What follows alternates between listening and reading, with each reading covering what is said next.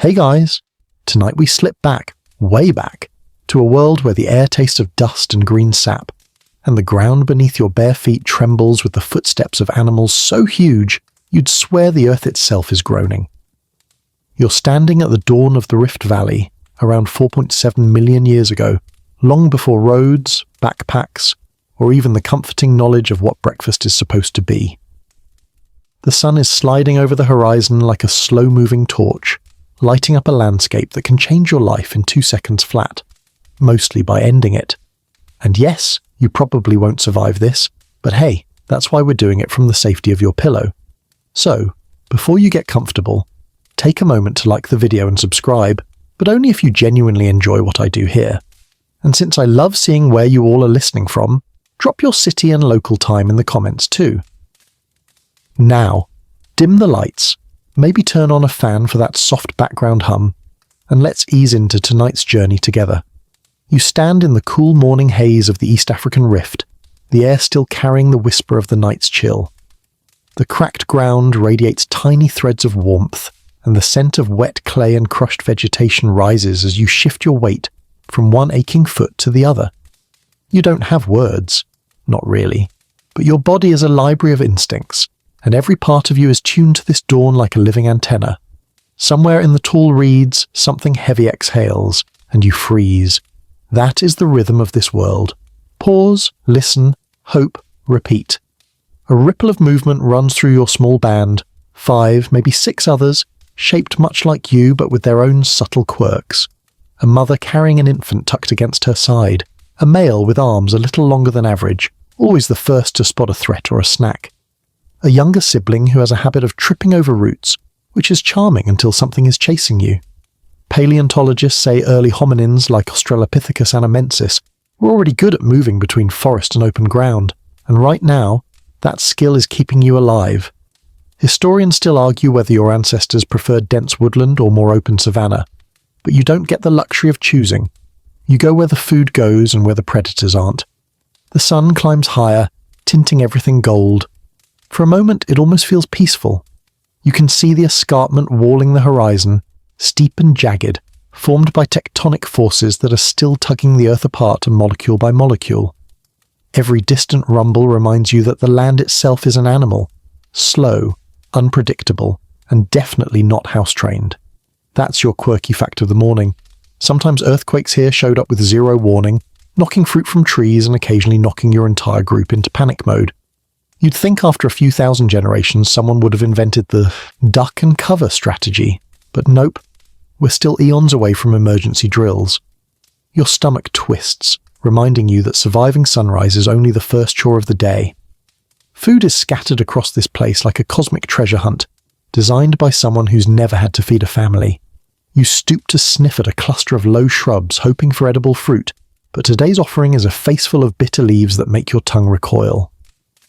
A couple of your companions grunt something that could translate loosely to better luck next shrub, though in your language, it's more of a throat vibration plus a meaningful eyebrow twitch. Far off, a herd of ancient equids stirs in the tall grass, striped horse-like animals whose skittishness is legendary. If one of them sneezes too loudly, the whole group bolts, and you don't blame them. Everything here either runs fast or stops existing. One mainstream fact you somehow understand in your bones. These animals follow water, and where they go, you often follow. It's a silent partnership. They flee predators, you watch which way they flee. Sort of like when tourists walk out of a restaurant en masse and you assume something bad happened in the kitchen. But as the morning brightens, danger sharpens too. You catch a shift in the air, something metallic, something wrong. Your pulse jumps, instinct moves you before thought can catch up. You crouch, you listen. The grass whispers again, but this time it's accompanied by the soft scrape of claws on gravel. You're not alone, and you never are, not even for a moment. A shape slinks out onto the open patch, a hyena-like creature, stockier and more powerful than the spotted hyenas you'd recognize today. This one's jaw could crack bones like twigs, and it knows it. It watches you with a calmness that says it has all day, and that you look slightly undercooked but still acceptable. You make yourself look bigger, lifting your arms a little, spreading your stance. It's arguably the prehistoric version of bluffing your way into a nightclub, also with mixed results. Your group edges backward, slow and steady. The hyena snorts, tilts its head, and, for reasons known only to it, decides you are not today's brunch. It turns and lopes off toward the river, probably to bully something with less attitude. You exhale, your shoulders drop. You make a soft sound your group knows well, a hum that means, let's keep moving before the universe tests us again. As you continue along the fractured ground, the early sun casts your shadow long and thin across the earth, a version of you stretched into the future.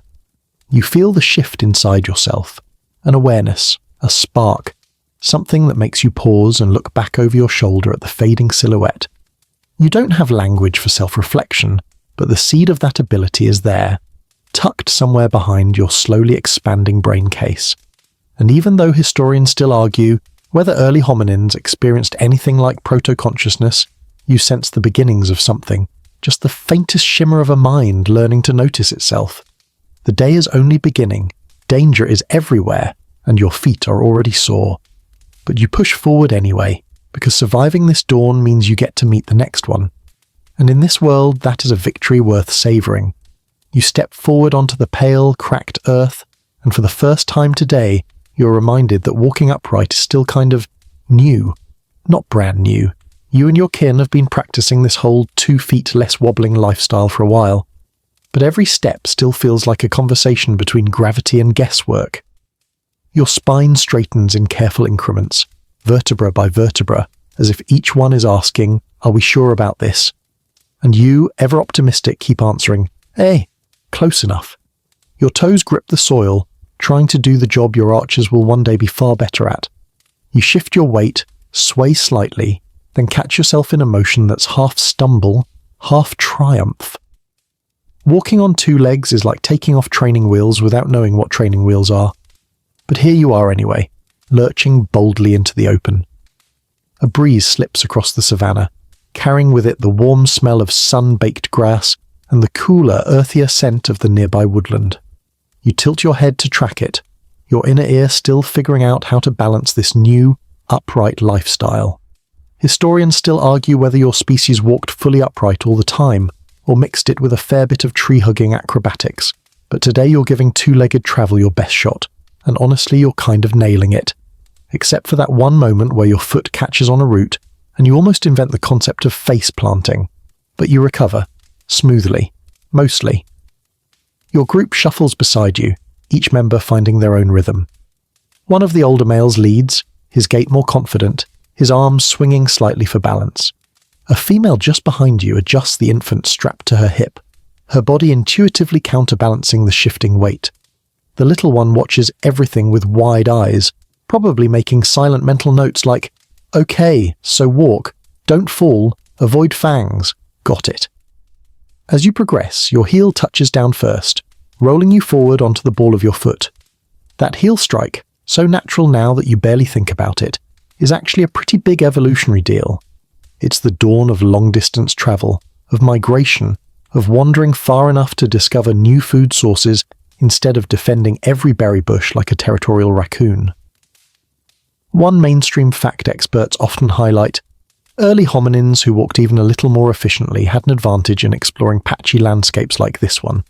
And this landscape is nothing if not patchy. It's like nature grabbed a handful of ecosystems, shook them up in a bowl and poured them onto the rift. You cross from open savanna grass to a strip of woodland where the shade cools your shoulders. Your breath slows, your stride lengthens. The ground is softer here, padded with fallen leaves and the occasional dung pile, which you step over with the grace of someone who's already learned that lesson the hard way. Birds flicker overhead, shouting warnings or gossip or maybe both. A troop of ancient monkeys leaps through the canopy above, stopping briefly to stare at you the way modern tourists stare at odd sculptures, curious but also judging your posture. You keep walking. You hear a rustle behind you, and your heart stutters. But it's just one of your younger group mates, still not totally sold on the 2 feet idea. They drop briefly to all fours, move faster, then stand again, like a toddler switching between crawling and running because both feel equally chaotic and valid. You can't help a tiny grunt of amusement, your prehistoric version of a chuckle. There's joke number 1 for this stretch. Even 4 million years early, Someone in the family is always still learning how to walk. As the morning deepens, you step onto a sloping rise where the ground becomes uneven. Your stride adjusts automatically. Your hands hang beside you, ready to steady your balance. And then, just for a second, you straighten fully, shoulders back, head high. The whole plain stretches out before you, golden and vast, shimmering slightly in the building heat. You see herds grazing, birds diving, distant forms you hope are harmless, but no, probably aren't. Standing tall gives you an advantage.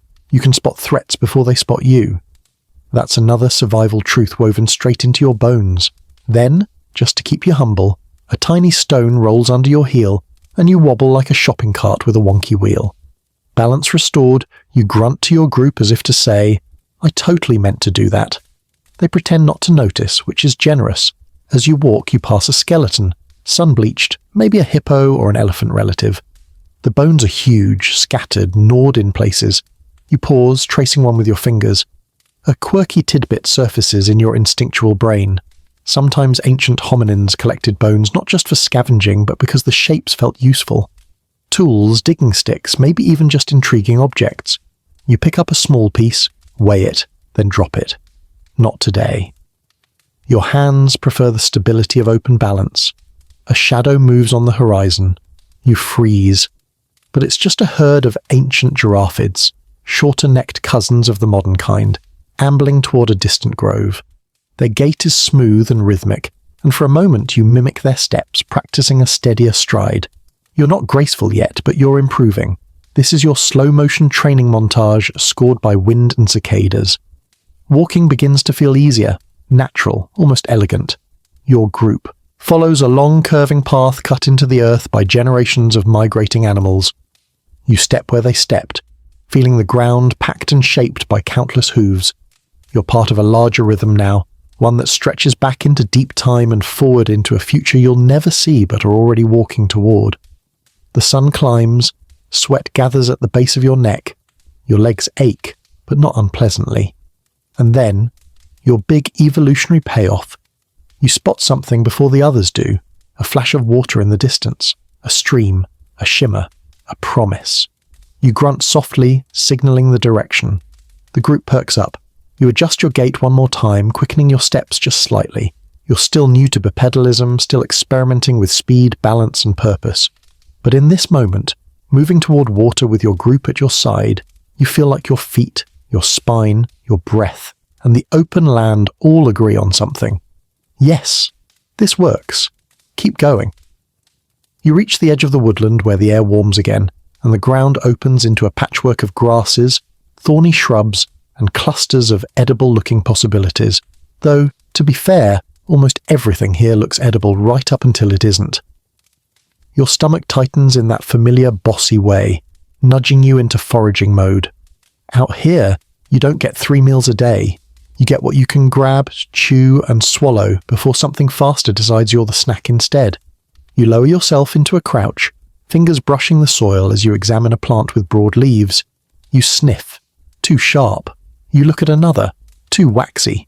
You move on, muttering in the ancient language of unimpressed grunts.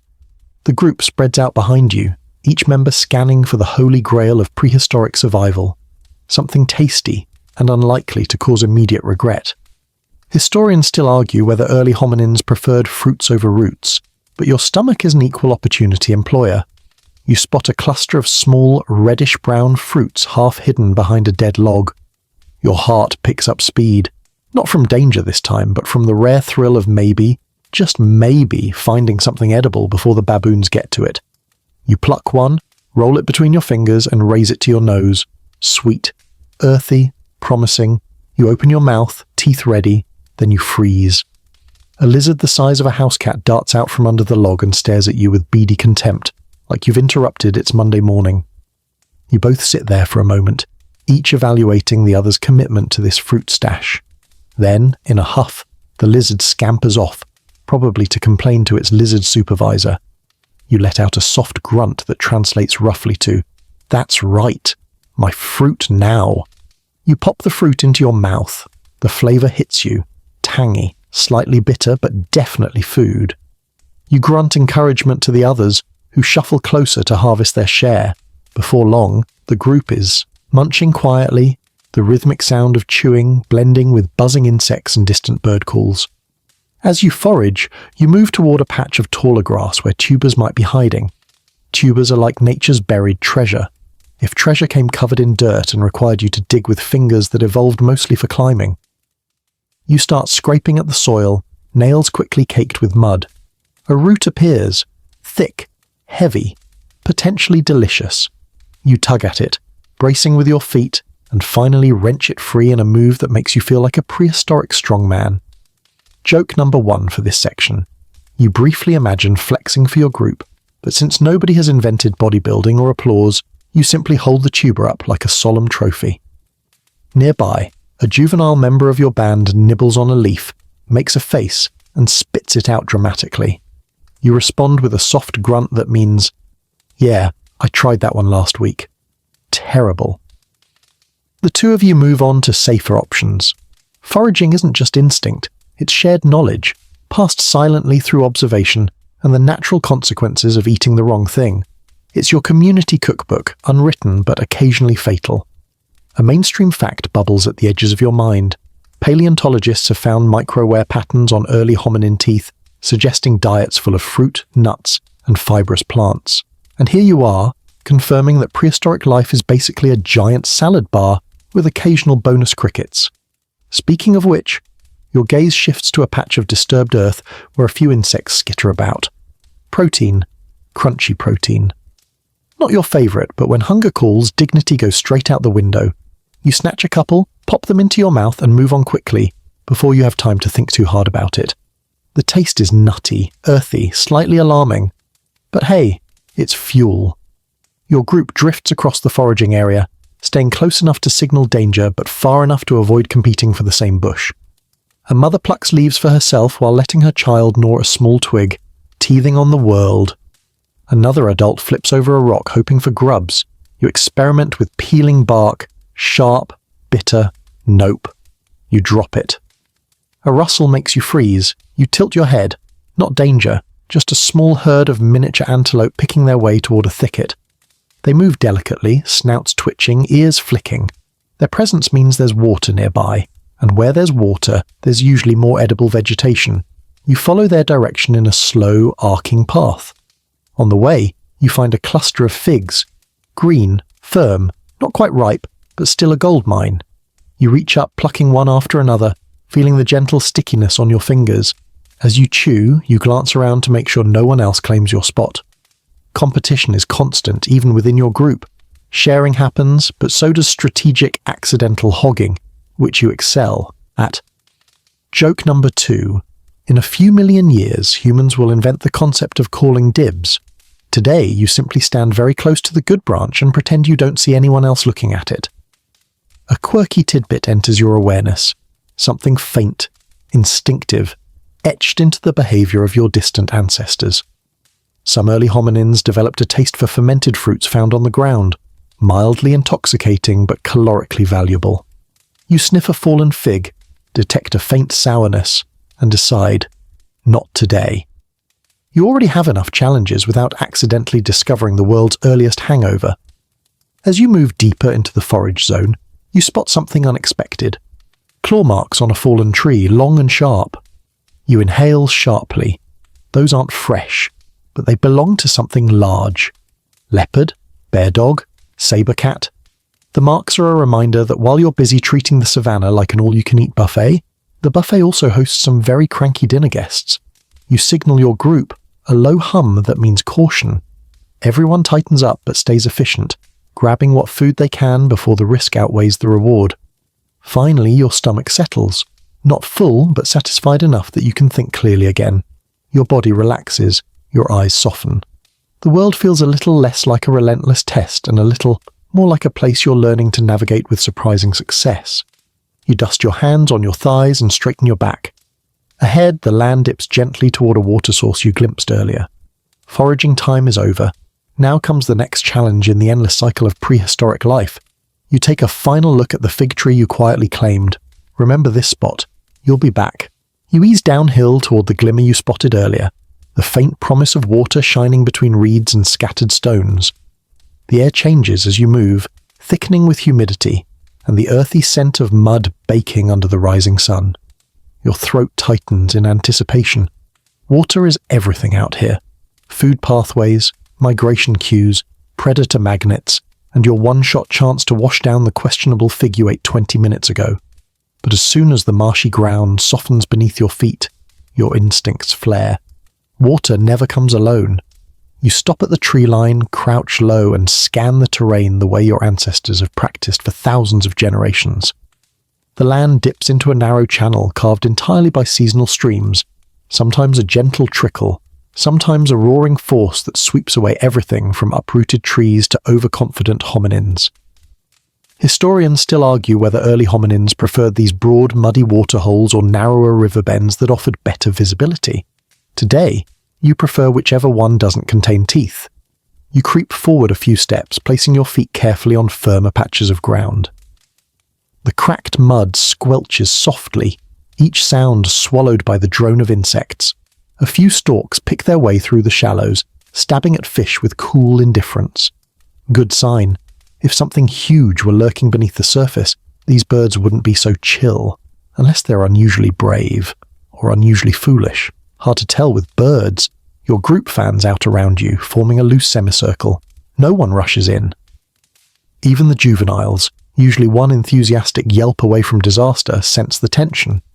One mainstream fact you carry without understanding: early hominins relied heavily on water sources shared with other animals, which meant constant negotiation between thirst and survival. You step closer. A ripple moves across the surface. Everyone freezes. Then a turtle head pops up, blinking lazily. You relax, exhaling a breath you weren't aware you were holding. Your companions grunt softly, reassured but still wary. One slip, one wrong sound, and something beneath that calm surface might decide you are the refreshment today. You lower your mouth toward the water, supporting yourself with one hand on the muddy shore. The first sip is bliss, cool, mineral-rich, carrying the faint taste of silt. You drink deeply, and the relief spreads through your body in waves. Muscles unclench, shoulders loosen, your thoughts sharpen. But then the reeds shift, and this time it's no turtle. A massive armoured form glides just beneath the green tangle, scales, a thick snout, eyes like ancient jewels. A crocodile, but not like the ones you'd recognise today. This one is bulkier, broader, a prehistoric tank half submerged in brown water. You jerk backwards so hard you almost invent the concept of whiplash. Joke number 1 for this stretch: congratulations, you've just run the fastest 3 steps of your life without owning shoes, a stopwatch, or the faintest clue about Olympic track events. Your group scrambles back, forming a tight bunch behind a cluster of shrubs. The croc drifts forward, silent as a shadow, scanning for anything foolish enough to remain near the bank. You collectively decide that hydration can wait until the reptilian murder log loses interest. The crocodile eventually sinks beneath the water with a slow, deliberate slide, gone but absolutely not forgotten. A quirky tidbit drifts through your instinctive awareness. Some ancient crocodilians were capable of short bursts of speed on land, which basically means that Mother Nature has been overachieving since forever. You glance at the reeds again. Nope. Still too risky. You motion with a soft grunt, and the group begins moving upriver along a narrow animal trail. The mud grows firmer beneath your feet as you follow a bend in the land. The stream splits here into a smaller offshoot, shallower, clearer, less attractive to anything that weighs more than you. You kneel again, cupping the cool water in your hands. This time you drink without interruption. The others join, forming a protective ring where each adult watches a different direction. Between sips, your mind flickers through memories of previous water encounters. The time a hippo burst from the reeds like a giant pink train. The time a juvenile crocodile chased your group away from a pool barely big enough for a bathtub. The time lightning struck near a lake and sent every creature running for cover. Water brings life, but it also brings chaos, and if you want to drink, you have to accept that bargain. You stand slowly, wiping droplets from your chin. The sun is climbing, the heat gathering its strength like a creature stretching awake. You begin scanning the banks for edible plants. Places with water often have tender shoots, waterlogged roots, maybe a misplaced fruit dropped by passing monkeys. You find a patch of sedges with crisp stalks, pull one up, and chew. Mild flavour, crunchy texture, no immediate regret. Good enough. A juvenile tries the same plant but picks a slightly different species and instantly makes a face like someone who's just tasted ancient soap. You grunt a soft snort, joke number 2. Because even 4 million years ago, kids will absolutely eat the wrong thing the second you look away. As your group rests, you move a few steps away to examine a cluster of footprints. Hoof marks from antelope, small delicate tracks from birds, deeper impressions that belong to something heavier. You touch the print, feeling the coolness where moisture lingers in the depression. Reading footprints is one of your quiet superpowers. You don't name animals, but you understand their patterns, which way they were going, how fast they moved, whether they were calm or running for their lives. You sense that the large tracks are old, several hours at least. Good. But then you notice something else. A scatter of stones near the bank, sharp edges, odd shapes, not natural. Someone has been here, another hominin group. They may not be close, but the evidence is fresh enough that your heart rate picks up. Rival groups don't necessarily cause conflict, but they don't necessarily avoid it either. Historians still argue whether early hominins were mostly tolerant or mostly territorial, but from your perspective, both seem equally likely depending on who skipped breakfast. You straighten slowly, scanning the tree line. Nothing, just wind rustling through papyrus reeds. Still, you remain alert. The presence of others means this stretch of water may be shared, contested, or temporarily abandoned, and you know better than to overstay. You grunt softly to gather the group. It's time to move. Not because you're done drinking, but because staying too long in one place feels like tempting fate. You cast one last glance at the shimmering surface of the stream. It reflects the sky back at you. A deep blue ribbon twisted through a land that never stops testing, never stops giving, never stops taking. You turn away, feet sinking into soft mud one final time before you lead your group toward drier ground. Thirst quenched, nerves steady, eyes sharp, time to keep moving. You leave the safety of the water behind, climbing onto firmer ground as the sun begins its slow descent. Heat loosens its grip, shadows stretch long and thin, and a familiar hush settles over the land. This is the hour when everything starts preparing for the real test, the night. And without fire, without even the concept of fire, you and your group have to rely entirely on instinct, positioning, and whatever hiding places the landscape feels generous enough to offer today. You move toward a low rise dotted with scattered acacia trees. Their umbrella-like canopies cast pools of shade that feel almost inviting. But you've been here before. What looks inviting in daylight becomes a carnival of panic once darkness falls. Every squeak, every rustle, every shifting patch of shadow feels like it's wearing fangs. Historians still argue whether early hominins preferred sleeping in trees or on the ground at this stage, but your body is leaning, you might even say clinging, to the arboreal option tonight. You reach the base of a thick-trunked acacia and look up. The branches twist and weave like a natural staircase, though one with a sense of humour and sharp thorns. You test the bark with your fingers, rough enough to grip, strong enough to hold your weight. Your group clusters around the trunk, each member deciding whether this tree meets their personal standards for probably won't die here. A breeze shifts the air, carrying with it the distant call of something large, low, resonant, and entirely uninterested in your survival. You don't recognize the exact species, but you recognize the intent. Something out there is warming up for its night shift.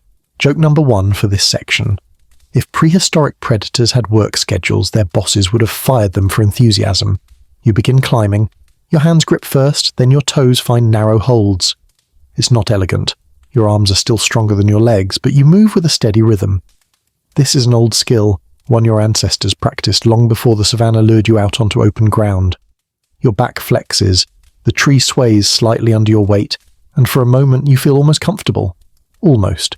The first branch wide enough to sit on becomes your spot. You settle into it, legs tucked close, fingers hooked around a smaller limb for balance. The tree holds you like a cradle honed over millennia. You take a deep breath, the smell of sap and old bark filling your lungs. Below, the others follow, securing themselves at different heights. The mother with the infant wedges into a crook where the baby can sleep without slipping. The older male climbs higher, seeking a vantage point. The younger ones choose mid-level branches where the ascent isn't too tiring, but the height feels secure. From your perch, the land below changes as daylight fades. The long grass turns silver in the dimming light, rippling like a slow-moving sea. The air cools, brushing your skin with traces of moisture and dust. Birds call their final notes of the day, then settle into silence. Soon, only insects remain, their buzz weaving a constant vibrating curtain around you. As full darkness arrives, the world shifts again. Shapes become suggestions. Sounds become maps your mind must navigate without sight. Somewhere in the distance, a saber-toothed cat lets out a growl that vibrates straight down your spine. You stiffen.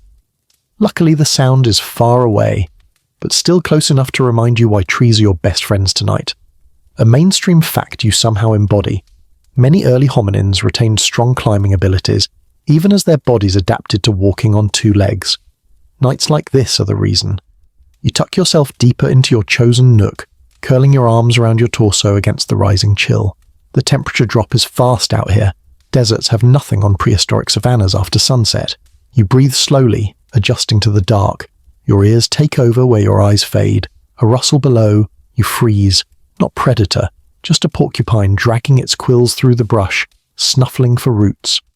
The sound it makes is ridiculous, like someone stepping on a bag of dry leaves while trying not to be noticed. You relax, a tiny grunt escaping you. Joke number 2.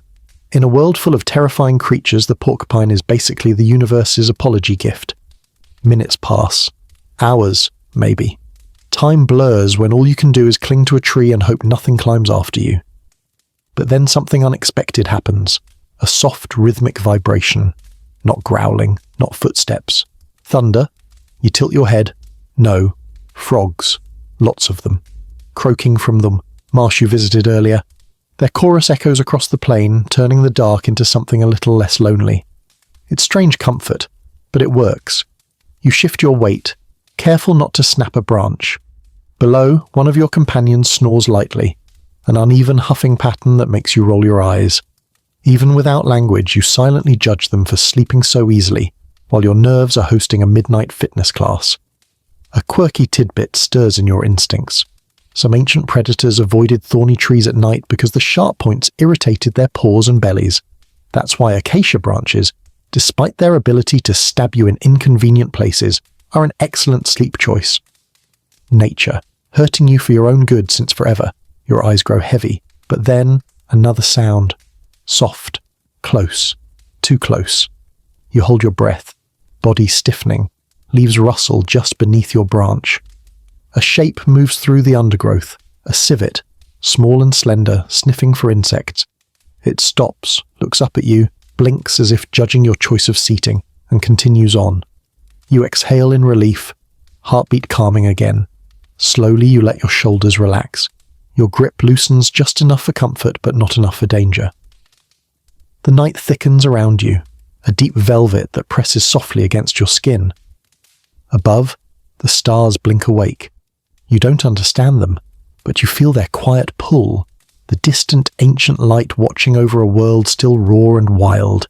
You breathe deeper, your eyelids flutter, the tree's warmth seeps into your bones, and for a moment, a brief, precious moment, you drift into sleep, guarded by height, by instinct, and by the fragile hope that dawn will reach you before anything else does. You wake before the sun, because something else wakes before the sun too.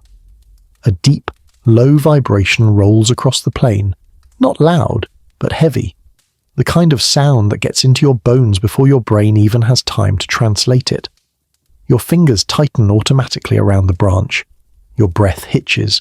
Every instinct you possess yanks you straight into full awareness. Below you, the world is still wrapped in the bluish hush of pre-dawn. Shadows stretch impossibly far. The grass holds dew like a million tiny mirrors. But beneath that quiet beauty, something moves. Something large. Something with teeth that make even the bravest hominins wish they were invisible. You shift your head just enough to see between branches. There, silhouetted against the pale horizon, is a saber-toothed cat, its massive form slinking through grass as casually as you wade through a shallow stream. Its fangs glint faintly, catching the first hint of morning light. This isn't the chunky, lion-sized version you may picture. It's leaner, more fluid, a creature built for ambush and instant disaster. Historians still argue whether these predators actively hunted early hominins, or mostly ignored them unless opportunity slapped them in the face. But this particular cat looks like it could be convinced either way. You stay perfectly still, not breathing still, statue still, tree stapled to the earth still. The cat pauses, its ears twitch, it sniffs the air. You fight the urge to think anything loud. After a few seconds stretched so long they might as well be hours, it moves on, silent, terrifying, uninterested. Your lungs release a slow, shaking exhale. Joke number 1 for this section. Congratulations. You've survived the world's earliest heart attack, but the saber cat is only the first of your worries. Dawn awakens everything, and the predators are the early risers. As the sunlight spills over the ridge, you hear the yipping laughter of ancient hyenas, much larger and bolder than the ones you know today. They trot through the grass in a loose pack, their noses twitching, jaws capable of turning bones into chalk. You tuck closer to the trunk, hoping the tree's silhouette swallows you whole. A quirky fact rises from the dust of instinct. Some early hyena species were powerful enough to scavenge from even the biggest predators, often bullying saber cats off kills. You watch them now, weaving among one another with the casual entitlement of creatures who've never known fear. They sniff a fallen log, a patch of dirt, the base of your tree. You go motionless again, your entire existence distilled into a single hope that your scent has faded overnight. One of them glances upward. You swallow, very quietly. Then, with a disinterested snort, it moves on. You wait until their calls fade into the distance before you unwind your stiff muscles. Your group rustles awake around you. Soft grunts, sleepy blinks, cautious stretches. Nobody climbs down yet, not until you're sure the ground isn't auditioning to be your doom. Once the light strengthens, you descend slowly, testing each foothold. Your hands grip bark polished by countless climbs. Your toes find familiar grooves. Finally, your feet touch earth, cool, damp and buzzing faintly with insects warming up for the day. You step carefully around a patch of flattened grass that tells a story even you can decipher. Something big laid here last night, very close to your tree. Good reminder that even your best hiding spots are more invitation than guarantee. Your group regathers, checking one another with soft touches and brief glances. The infant yawns, showing tiny teeth that will someday do their own share of foraging. The older male sniffs the air, evaluating which direction smells least like death. You begin moving. The morning is thick with activity. A giant ancient boar stomps through the brush nearby, snorting aggressively as if everything within 50 feet is personally offending it. You freeze, letting it pass. Behind it, a small herd of prehistoric antelope bounds across the plain, fleeing something you can't see. You decide not to investigate. Curiosity is not an instinct you entertain before breakfast. You skirt the edge of a rocky outcrop using heightened stone as partial cover. The ground here is uneven, dotted with burrows you know better than to step into. Anything from snakes to honey badgers could be living in there, and both of those creatures have temper issues that transcend time. A loud crack echoes through the plain. You whip your head around. A crocodile, not the one from yesterday, but a different, equally rude one, has lunged at a water bird near the stream. The bird escapes with a flurry of feathers and indignant squawking. The croc sinks back into the water like an irritated ghost. You make a mental note to rank crocodiles above saber cats and hyenas on your personal creatures to avoid before coffee list. Your group continues along a winding path shaped by animal migration. You pass claw marks on tree trunks, dung piles from huge herbivores, and faint, narrow trails that only smaller creatures use. Every mark tells you who was here, when they passed, and whether they were in a bad mood. One mainstream fact pulses through your awareness. The Rift Valley was home to a massive range of predators during this era. Cats, hyenas, crocodiles, giant birds of prey. Survival wasn't just luck, it was constant awareness, a never-ending calculation of distance, sound, scent, and timing. You reach a broad stretch of tall golden grass. You hesitate. Tall grass is basically nature's version of asking, would you like to wander into something that eats you? But it's also the most direct route to the next patch of shade and shelter. You glance at the group. They trust you to choose. You take a deep breath, listening. Wind, birds, insects. No heavy footfalls, no snapping twigs. Okay. You step into the grass cautiously, sweeping it aside with your hands. Each step is deliberate, each moment stretched thin with tension. The grass sways around you like a whispering crowd. Your heart thumps loudly enough that you're convinced something with fangs can hear it. Halfway through, a rustle bursts to your right. You freeze, and a tiny antelope shoots out like a startled rocket, nearly knocking into your leg before vanishing again. You let out an involuntary grunt, the prehistoric equivalent of "don't do that." Joke number 2 for this section, delivered courtesy of the world's smallest jump scare. You push forward, finally emerging into a clearing where the grass thins. You exhale long and slow, shaking tension from your shoulders. The group gathers behind you, grateful for open ground, even if it exposes you more. You pause, scanning the horizon. Waking up to predators never gets easier, but every time you survive it, your instincts sharpen. Your group grows stronger. Your place in this dangerous, shifting world becomes a little more secure. You adjust your stance, lift your chin, and keep moving. The predators own the night, but the day, you're still here to claim it. You slow your pace as the sun climbs higher, letting the warmth settle onto your shoulders while the tension of the morning melts, if only a little. After surviving the parade of oversized teeth that greeted you at dawn, you're ready for something gentler, something steadier, something that doesn't involve playing hide-and-seek Predator Edition. And right on cue, your group drifts closer together, forming that familiar loose cluster of bodies moving with quiet reassurance. These are the earliest threads of family, though you don't have words for it. You just feel it, like gravity, but warmer. You glance at the mother carrying her infant. She shifts the little one's weight with practiced ease, one arm cinched around its torso while the other touches its cheek. The baby quiets immediately. You don't consciously register the tenderness. Your world has no vocabulary for affection, but your body understands it intimately. Cooperation isn't a nice bonus out here, it's the currency of survival. Even at 4.7 million years ago, family is the first tool you ever use. The older male grunts softly, motioning you toward a cluster of trees offering both shade and vantage. You follow, recognizing his tone, not a command, just a suggestion weighted with experience. Historians still argue whether early hominins had consistent social hierarchies or more fluid group roles, but from where you stand, the rule is simple. Whoever spots danger the best becomes an accidental leader.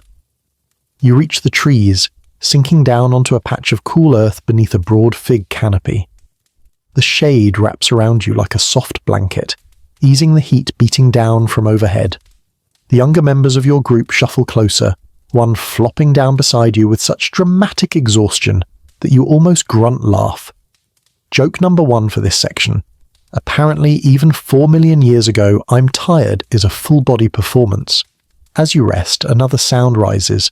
The soft, rhythmic grooming strokes of fingers through hair. It's a quiet ritual, but an important one. Grooming isn't just hygiene. It's bonding, communication, reassurance. The older female picks through the fur of the younger, searching for insects, removing debris, offering comfort in every gentle stroke. You lean slightly toward a companion who begins to groom your arm, clearing away bits of grass and dust. The touch is calming, your heartbeat slowing with each stroke. Without language, this is how you say, "I'm here, you're safe, we belong together." A mainstream fact hums beneath the moment. Primate grooming serves both social and biological functions, strengthening alliances and reducing stress through the release of endorphins. You can't name any of that, of course, but your body feels it just the same. In a world full of danger, grooming is your spa day, support system, and group therapy session rolled into one. Nearby, the infant fusses, emitting soft chirps that mean hungry, uncomfortable, or possibly "I dislike the universe right now." The mother adjusts her position, guiding the little one to nurse. You watch with a quiet awareness that this, right here, is the anchor of your species. Food, shelter, safety. All of it revolves around the tiny fragile being pressed against her chest. A quirky tidbit makes its way through your instinctual understanding.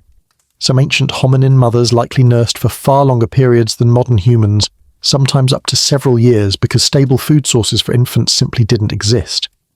The baby's grip on its mother's fur tightens, tiny fingers curling with surprising strength. You feel a warm tug in your chest, not jealousy, something gentler, something like recognition. As the heat intensifies, your group shifts again for comfort. You move closer, joining a loose semicircle that forms naturally around the shade. No one planned it, no one directed it, but everyone knows where they should be. These subtle, unspoken cues form the structure of your social world. You notice the older male scanning the horizon, always watching, always alert. He glances back to you briefly, then to the younger siblings, then out again across the land. His vigilance reassures you. Your species doesn't have sharp claws, thick hides, or powerful jaws. What you have is each other, and maybe ankles that twist a little too easily, but we don't talk about that. You settle back, letting your eyes drift half-closed while the warm scent of crushed fig leaves surrounds you. A soft hum vibrates through the group, a collective, contented sound that could almost pass as a lullaby. You breathe deeply, then movement, not threat, not predator. Another hominin, a small one, no older than the juveniles in your own band, peeks from behind a cluster of shrubs. Its eyes lock onto yours, curious, unafraid. Your group stiffens, but not aggressively, just attentive. A moment later, an adult emerges behind the juvenile, keeping a cautious distance. A rival band, but not a hostile one. Not yet. This is delicate. Historians still argue whether early hominins greeted each other peacefully or with immediate tension, but today, the air wavers somewhere in between. Neutral but wary. Curious but grounded in the knowledge that territory, food, and safety are always at stake. The adult watches you. You watch them. No one moves closer. Then the younger hominin mimics a grooming gesture, picking gently at its own shoulder, flicking away imaginary debris. You recognize the sign instantly. It's not an invitation to touch. It's an acknowledgement of peace, the earliest hint of social diplomacy. You respond with a small gesture of your own, lowering your gaze, relaxing the set of your shoulders.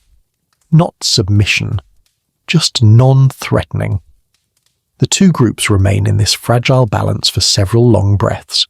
Then, with a soft grunt, the rival adult guides the juvenile away, disappearing into the brush. You don't relax until every rustle fades into silence. Joke number 2. Well, congratulations. You just engaged in the prehistoric version of awkward small talk. You return your attention to your group, feeling a renewed sense of unity. Threat avoided, bonds confirmed, family strengthened. The sun begins its slow arc downward once more, the light softening into gold. The grooming resumes, the infant drifts into sleep. The older male shifts his weight, letting out a grunt that means something between "we're good" and "don't ask me to stand up yet." You lean against a tree trunk, shoulders brushing another member of your band. This, right here, is survival. Not the running, not the hiding, not the frantic scanning for claws in the grass. But this, belonging, cooperation, quiet presence, family. You rise slowly from the comfort of the shade, stretching your stiff limbs as the breeze shifts and brings with it a different kind of scent, stone, dust, and something sharp that tickles the back of your nose. Your group stirs with you, sensing your sudden alertness. Not fear, not danger, just curiosity. The good kind. The kind that nudges you toward the unknown with the same gentle insistence as hunger or instinct. Ahead, scattered along the ground like nature's forgotten puzzle pieces, lie stones. Flat, angular, oddly shaped. You move toward them with a steady, deliberate step. You've seen rocks your entire life, but something about these ones tugs at your attention. Maybe it's the way the sunlight catches their edges. Maybe it's the sound they make when you nudge one with your toe. A crisp, resonant click that doesn't belong to ordinary river pebbles. You squat beside them, your fingers brushing over cool surfaces warmed only at their exposed edges. One stone in particular draws your focus. A hefty, rounded one, smoother than the others. You pick it up, testing the weight in your palm. It feels good. Solid, heavy enough to matter, but not so heavy it drags your hand downward. The kind of thing that feels like it wants to be used. Your group watches, curious but cautious. This is unfamiliar territory. Not food, not shelter, not predator. Not yet, at least. You lift the stone, then set it down with a dull thud. You pick up another, thin, sharp-edged, shaped like someone snapped it on purpose, though that idea doesn't exist in your mental vocabulary. Historians still argue whether stone use at this time was intentional or just happy accidents, but your fingers already feel something stirring, some quiet sense of possibility. You grasp the sharper stone in one hand and the rounded one in the other. The position is clumsy at first. You adjust your grip, try again. Then, tap. A sliver flakes off with a clean snap. You blink. That was interesting. You try again. Harder this time. Crack. A larger flake pops free, sharp as a thorn. You startle slightly, almost dropping the tool. Then you examine the new edge. Smooth on one, side razor thin on the other. You run your thumb carefully along it, feeling the bite of its edge. Not enough to cut you, but enough to warn you. Your heart thumps with a strange energy. Excitement, maybe. Curiosity. Something waking up inside you like a spark in dry grass. You lift the sharp flake and bring it close to a twig on the ground. You scrape it by accident and the bark peels away easily. The sensation jolts you. Your breath catches. You look at the stone again. This isn't just a rock. This is something else. Something that changes the rules. A mainstream fact your instincts quietly confirm. Early hominins experimented with simple stone use long before fully developed tools appeared. Nothing sophisticated yet, just the earliest hints that stone might be more than background scenery. You tap the rock again, producing another flake. This one is thinner, more triangular. You lift it with the delicate balance of someone holding a newborn idea. The older male moves closer, sniffing curiously. A juvenile tries to copy you, banging two stones so enthusiastically that one flies off and almost hits your foot. You grunt sharply, the prehistoric version of "please do not invent concussions today." That's joke number 1 for this section. You all settle into a loose circle around the stones. You flake a few more edges, slowly, clumsily, but with growing understanding. The pieces scatter around you like shards of a future not yet invented. Every crack, every chip, every rough edge whispers of possibilities, digging roots, cracking nuts, scraping bark, cutting meat in the far distant future. You don't know any of that consciously, but your hands are already teaching your mind. The older female picks up a flake and holds it to the sunlight. She tilts her head as if admiring its gleam, then tries scraping a patch of dried hide left from a scavenged carcass nearby. It works. The hide peels slightly. Her eyes widen. She tries again, and this time the strip comes off clean. A quirky tidbit flickers in your instinctive awareness.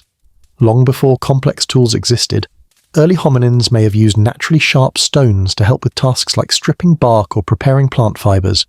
Today, you accidentally reenact that ancient behavior with an elegance that feels almost like memory.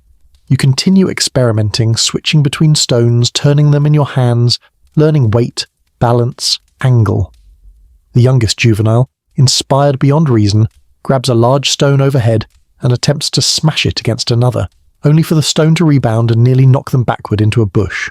You grunt laugh, the sound airy and involuntary. Joke number 2. Behold, the first attempt at prehistoric slapstick. You pick up a thicker core stone and strike it again, producing flakes with more confidence. Your hands move with growing precision. You're still far from making tools intentionally, no shaped hand axes or deliberate designs, but you've crossed a subtle threshold. You've learned that stone can be changed, influenced, coaxed, that your actions can create something new in the world. This is important. You don't have the words, but your body feels the significance humming through your bones. After a while you rest, letting the stones lie scattered in the dirt. Your palms are dusty, your fingers tingling faintly from the repeated impacts.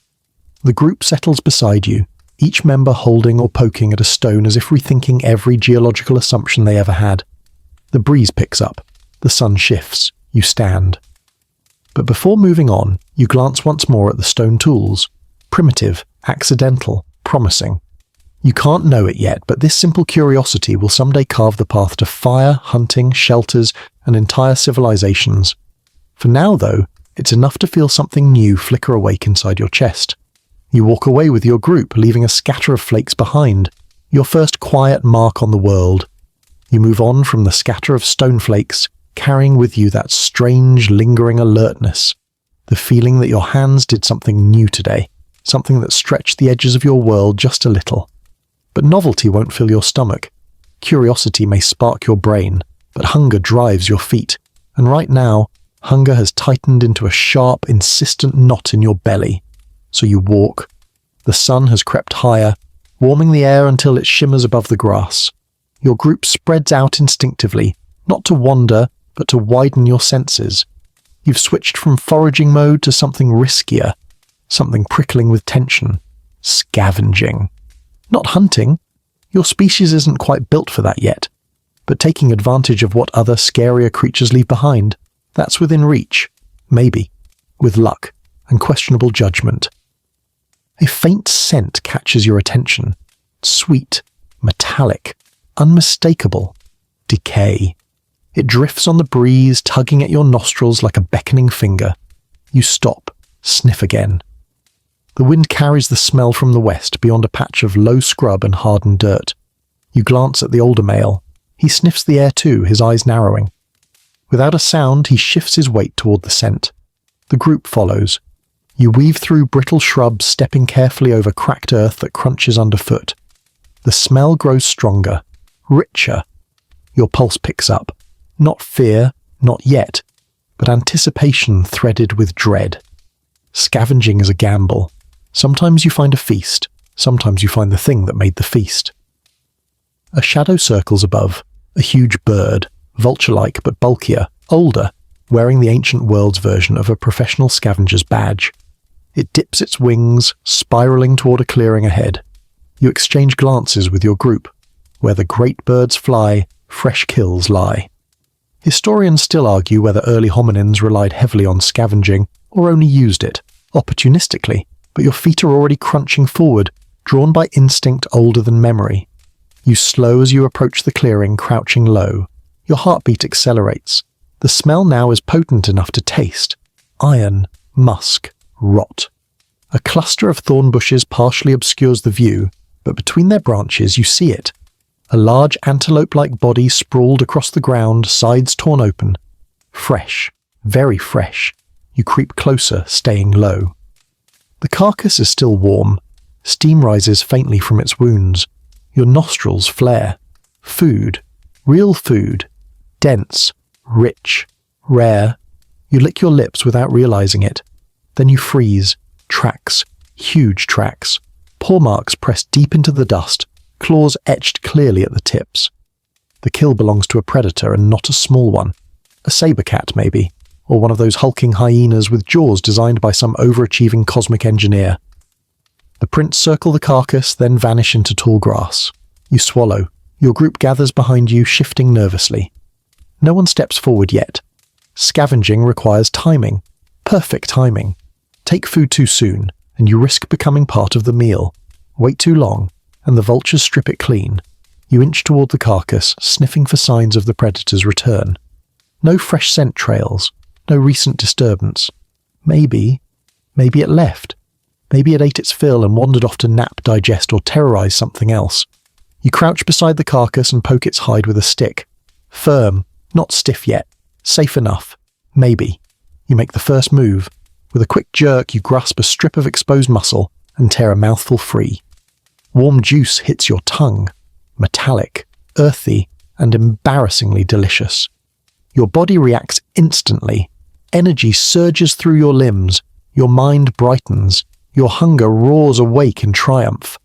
The group swarms, but cautiously, always checking the horizon. You eat fast, tearing small chunks, chewing just enough to swallow. There's no savoring here. This is survival dining. Eat first, taste later. One juvenile tries to lift a large piece and drops it directly onto their own foot, letting out a high-pitched squawk. Joke number 1 for this section. You briefly consider inventing the concept of you had one job, but settle for a sympathetic grunt. You scrape at the hide with a sharp stone flake left over from earlier experimentation. It works better than your fingers, cutting through membrane, peeling back skin. Suddenly the connection between stone and food clicks in your mind. A primitive insight, a beginning. Your hands move faster, but then, a sound. A low, distant rumble. Not thunder, a growl. Your entire group snaps upright. The hairs along your arms rise. You grip the stone flake tighter, eyes scanning. Breath halted. From the grass emerges a striped hyena, much larger than modern ones, its shoulders hunched, jaws powerful enough to crack the femur of this very carcass. Its eyes fix on you, annoyed, offended, and unapologetically claiming ownership of its meal. You take 3 quick steps backward, hands raised slightly in a gesture that means, "All yours, buddy." Joke number 2. Apparently, even 4 million years ago, the universe invented the concept of my bad. Your group scatters, but not in panic, just fast enough to avoid being in the hyena's immediate plans. The predator strides to the carcass, snorts at your bite marks, and begins tearing into it with absolute entitlement. From a safe distance, you watch, annoyed, hungry, but alive. That's scavenging. You wait. Because sometimes the hyena leaves scraps, sometimes it doesn't finish the marrow, sometimes patience pays. The older male settles beside you, eyes following the predator with a mixture of caution and longing. You both know better than to approach again, but you also both know the lesson this moment teaches. Being bold gets you food. Being too bold gets you removed from the gene pool. You rest in the shade of a low bush, gnawing on a smaller piece you manage to grab before retreating. It's stringy, chewy, but glorious. Protein hums through your muscles like heat through stone. As the hyena gorges itself, vultures gather again in spirals overhead, waiting for their turn. A quirky tidbit ripples through your instincts. Those massive birds can strip a carcass in minutes, leaving bones bare as polished tools. You glance at one circling above and think, "Not today. I beat you to it." As the sun arcs downward, the hyena drags the carcass farther into the brush. You watch until it vanishes. Your stomach is no longer knotted. Your legs feel stronger, your mind clearer. Scavenging is dangerous, terrifying, unpredictable. But today, you played the game and survived. And somewhere deep inside your mind, quiet as a seed waiting to sprout, the sharp stoned flake in your hand feels just a little more important. The sun hangs heavy now, swollen and bright, turning the world into a shimmering furnace. Heat ripples up from the cracked ground, blurring distant trees into wobbling shadows that dance and dissolve like mirages. After the scavenging thrill, and the narrow escape from becoming someone else's scavenging thrill, you slow your steps, letting the group regroup beneath a lonely acacia tree. But the air feels wrong, tighter, still, too warm for this hour. Even the insects hum differently, their wings buzzing with a jittery tempo that sets your nerves on edge. Weather is shifting. You don't know seasons by name, but you feel them beneath your skin. Pressure changes, humidity rising, wind stalling. You lift your chin and sniff. The air tastes different today. Dust sharpened by heat, with a faint metallic tang carried on a breeze that doesn't cool so much as threaten. Clouds pile at the far horizon, dark and swollen, like a row of ancient giants pressing forward. Your instincts tighten. Something is coming. The older male notices it too. He glances at the sky, ears twitching, then at the land around you. You follow his gaze. The tall grass doesn't sway, it trembles. The trees don't rustle, they brace. Animals move with unusual urgency, zebras trotting rather than grazing, birds abandoning low nests, tiny mammals scurrying into burrows as if racing the invisible countdown. Historians still argue whether early hominins predicted weather changes or merely reacted to them, but today your entire body seems wired to a sense of incoming disruption. Something big, bigger than predators, bigger than hunger, is about to reshape the day. A distant rumble rolls across the plains, not thunder, not at first, more like the land clearing its throat. You flinch, scanning the horizon. The sky darkens faster than feels natural. Wind picks up suddenly, a sharp, hot gust that pushes dust across the ground in spirals. You brace yourself, covering your eyes with one hand. The younger members of the group huddle closer, whimpering softly. The mother pulls the infant tight against her chest. The older male grunts sharply, motioning uphill toward a rocky rise. Higher ground, More wind exposure, but fewer surprise floods. Good choice. You follow him without hesitation, feet slipping slightly on loose soil as you climb. At the crest, you crouch low beside scattered boulders. The world shifts again, light draining from the sky, clouds stacking into a thick, bruised ceiling. Lightning flickers deep within them, silent for now, but threatening. A mainstream fact rooted somewhere in your evolving awareness. Ancient African climates were wildly unpredictable, swinging between wet and dry cycles with dramatic force. Sometimes rain arrived so suddenly and violently that streams swelled into raging rivers within minutes. You don't know the word flash flood, but your bones do. Wind blasts across the ridge, snapping through leaves and sending debris tumbling. You squint against the grit, holding onto a branch for balance. Then, crack. Thunder splits the air so violently that your entire group flinches at once, shoulders rising, muscles tightening. You hunker lower, your heart thundering in your chest. The storm is moving fast, too fast, and with it, the world seems to tilt. Shadows race across the ground. Light blinks in quick, startling flashes. Rain begins, not gentle drops, not soothing patters, but thick, heavy sheets, falling in sudden, stamping bursts that drum against your back and shoulders. Within seconds, the dirt beneath you softens into mud. Water runs in thin rivulets at your feet, snaking downhill. Your group presses close together, sharing warmth and tension in equal measure. The wind howls, snapping branches, bending grass flat. Lightning forks again, bright enough to turn the whole plain white for one breathless heartbeat. Joke number 1 for this section. You decide subconsciously that whoever invented lightning is showing off a little too much.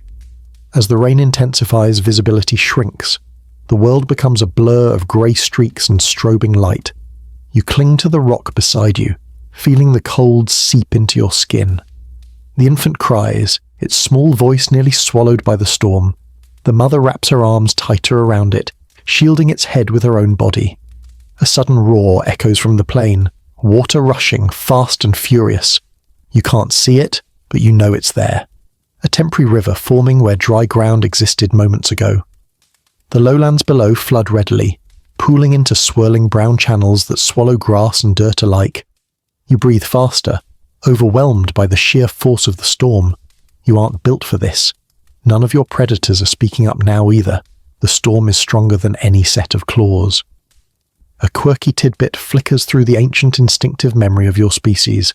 Some early hominins might have sought shelter in shallow caves or overhangs during storms, but in this stretch of savanna, caves are rare, and overhangs tend to attract creatures you'd rather not share real estate with. Thunder booms again, closer this time. The sky flashes so bright you can see the bones of the landscape for a heartbeat. Then, movement, not danger, relief. A notch in the rocky rise, shallow, but wide enough for your group to squeeze inside, just barely. You scramble toward it, pressing yourself against its back wall. The others hurry in, dripping, trembling, huddling close. Water sheets down the outside edge but doesn't pour inside. You exhale, a shaky, grateful exhale that almost turns into a laugh. The storm swallows the land. Inside your tiny refuge, you listen to the world roar. Rain slams the earth. Wind shrieks through cracks in the rocks. Lightning flashes like angry spirits. But here, pressed shoulder to shoulder with your group, you feel sheltered. Small, but sheltered. You rest your cheek against the rock, inhaling the dampness, the earthy scent, the coarse texture. Your muscles, knotted tight from fear and cold, begin to loosen. The older male nudges you gently, checking that you're not hurt. You grunt softly in reassurance. Another loud crack makes the juveniles flinch. You pull them close, calming them with the steady rhythm of your breath. The storm rages on, but within your cluster of bodies warmth spreads, a shared resilience, primal and undiminished. When the thunder softens and the rain shifts from furious to steady, your heart begins to slow. You blink through lingering flashes of light, listening to the storm's long, low sighs. Weather shapes everything here, where water flows, where food grows, where danger hides. And today you survived its wild mood. Outside, the sky still threatens, but inside your small shelter, your group breathes as one. You made it this far, and that is enough. The storm finally slips away, leaving the world drenched and steaming. Water still drips from every leaf, branch, and blade of grass, pattering softly like the final notes of a long, chaotic song. You step out of the rocky hollow cautiously, your feet sinking into fresh mud. The sky above is pale now, washed clean, streaked with the faint glow of a newly calmed sun trying to peek through gaps in the thinning clouds. Your group emerges with you, blinking at the brightness. Everyone moves slowly, stiff from huddling, chilled from rain. The infant lets out a small, cranky sound, but at least it's alive, warm against its mother's chest, clinging with tiny fingers that still tremble from the noise and flashes of earlier. You inhale. The air is cool, sweet, rich with the smell of wet earth. The world feels reset, but also changed. Storms always redraw the landscape, washing away scents, flattening grass, stirring up mud, shifting animal paths. It's like waking up in a familiar place rearranged just enough to make you hesitate. That's when you notice it. Prints in the soft earth. Not fresh. Not yours. And definitely not from prey animals who politely mind their business. These are hominin tracks. Broad, flat heel marks, toes splayed slightly. A rival band passed through recently. Very recently. You kneel beside the tracks, touching the edges. Still sharp, still damp but not filled with water. They were here either during the storm or right after it. That realization sends a ripple of tension through your spine. Rival groups aren't always trouble, but they're never nothing. Historians still argue whether early hominin groups avoided one another or interacted often, but in your bones you know the truth is simple. The wrong encounter can mean stolen food, stolen territory, or a sudden sprint with consequences attached. You rise, scanning the horizon. The older male sniffs the air, picking up traces, sweat, mud, maybe fruit. He grunts low, a warning, stay alert. You move forward, the world quiet except for occasional drops falling from branches overhead. The ground squishes beneath your feet, each step leaving a print as clear as the ones you just examined. Vegetation glistens, and insects buzz their midday songs with renewed enthusiasm. Birds call from the canopy, sharp, repetitive signals marking territory in a post-storm world.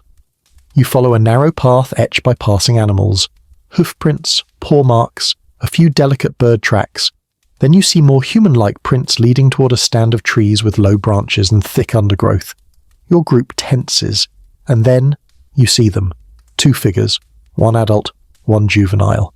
Not the same pair you glimpsed earlier in the day, but unmistakably part of another band. They stand halfway behind a fallen log, eyes fixed on the mud beneath them where tubers have been exposed by the rain. The adult lifts their head. Their gaze meets yours across the clearing. You stop. Your group stops. The air holds its breath. Their posture is neutral, shoulders low, arms relaxed, but alert. Your posture mirrors theirs, calm, grounded, but undeniably ready to bolt if necessary. You study them quietly. Their features are like yours, but not identical. Slightly different brow ridge, slightly different build.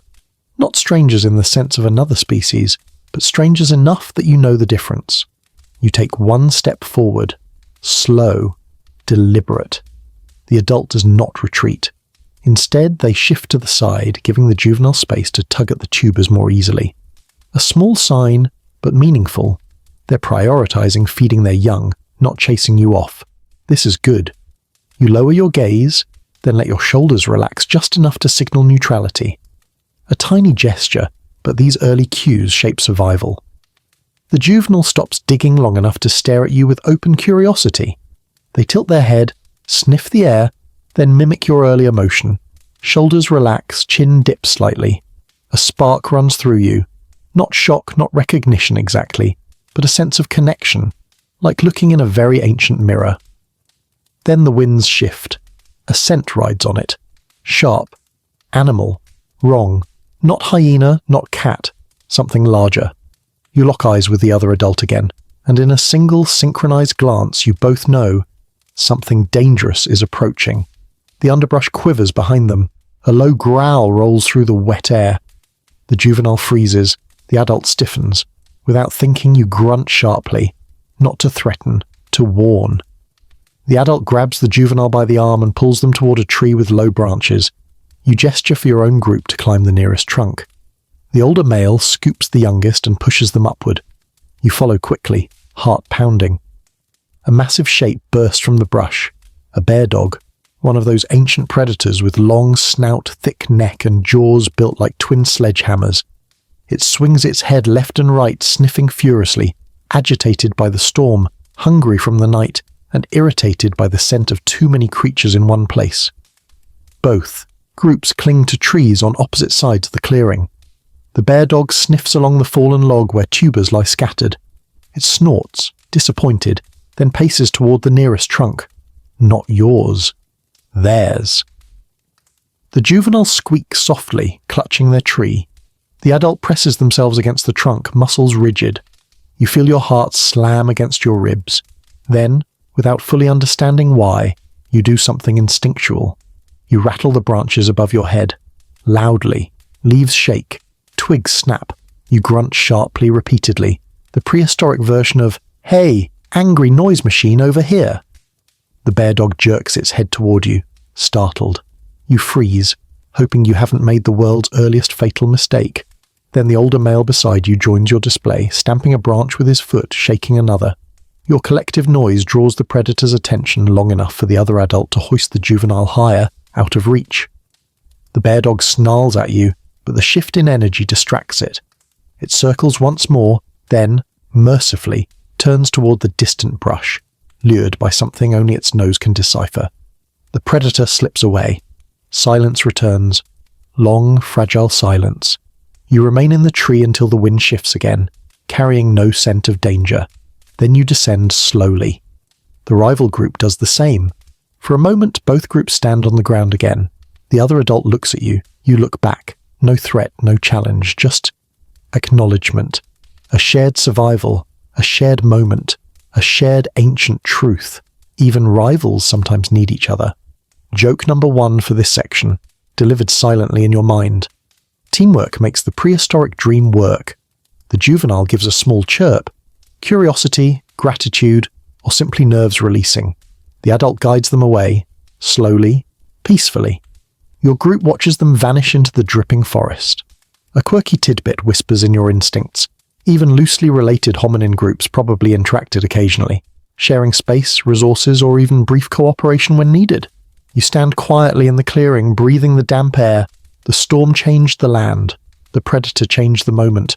But your choices, your bonds, changed the outcome. You turn toward the horizon, your group gathering behind you. Time to move on, together. You leave the clearing behind, stepping carefully across the slick, storm-soaked earth. The air feels lighter now, as if the world itself has exhaled after holding its breath for hours. But your body, still brimming with leftover adrenaline from the encounter with the bear dog, is not quite ready to relax. You move with heightened awareness, every sound tugging at your attention. A twig snaps under your foot and you nearly leap out of your skin. The older male gives you a sideways glance, the prehistoric equivalent of, "Really?" Joke number 1 for this section. Apparently, even in deep prehistory, you're capable of jump scares from yourself. You press onward, climbing a gentle slope where trees cluster more densely. Their branches form a tangled canopy overhead, filtering sunlight into soft green beams.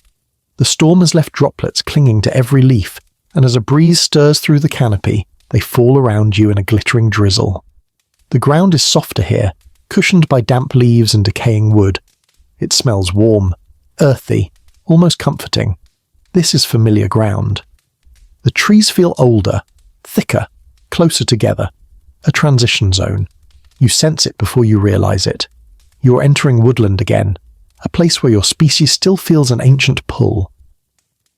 For all your progress onto open savanna, the forest remains your original home, a memory in your muscles. You move toward a large trunk that rises like a natural pillar in the earth. Without thinking, you rest your hand against its bark. It's rough, warm from sunlight, alive. A subtle sense of belonging settles into your chest. Here, danger hides differently, quieter, more concealed. But you know the rules. You know how to climb, how to scan from above, how to melt into branches as easily as slipping into sleep. Historians still argue whether early hominins spent most nights in trees or only used them occasionally, but your body doesn't argue, it responds. Instinct hums through you in a slow, steady wave. You look up. Branches twist overhead, forming interlocking paths familiar as old trails. Your group moves around you. The younger ones test low branches, swinging lightly. The mother lifts the infant toward a sturdy limb, letting it cling with tiny fingers. The older male climbs several feet to scan the area, not out of fear this time, but comfort. Here, height is not just protection. It's an advantage. You decide to climb too. Hands first, then feet. The bark is damp from the storm, but textured enough for grip. You ascend with fluidity you rarely feel on open ground. Your arms know this movement. Your legs assist, but they're secondary. You pull yourself onto a broad branch and settle into a crouch, letting your gaze sweep across the forest floor. The view changes everything. Up here, the world spreads out like a map. Patches of sunlight, dark pockets of shadow, animal trails etched into the soil. You breathe in deeply, feeling the canopy cradle you. Below, a movement catches your eye. A small creature, maybe an ancient genet or civet, picks its way along a fallen log, pausing to sniff for insects. It doesn't see you. Up here, you're a ghost in the branches. You climb higher, testing your balance on thinner limbs. The tree sways gently under your weight, each movement echoing through your core. For a moment, just a moment, you forget danger. You forget predators. You forget storms. You feel something close to joy. Primitive, quiet, but unmistakable. A mainstream fact comes alive in your bones. Early hominins retained adaptations for arboreal life long after committing to walking upright. Flexible shoulders, curved fingers, strong upper arms. All of it makes sense up here. This is part of you. Your group spreads out among the trees, each finding a comfortable perch. The mother settles with the infant, grooming its hair as it clings sleepily. The juveniles chase each other along a network of branches, practicing their agility. One slips, catches themselves, then glances at you as though hoping you didn't notice their near fall. You pretend to look the other way.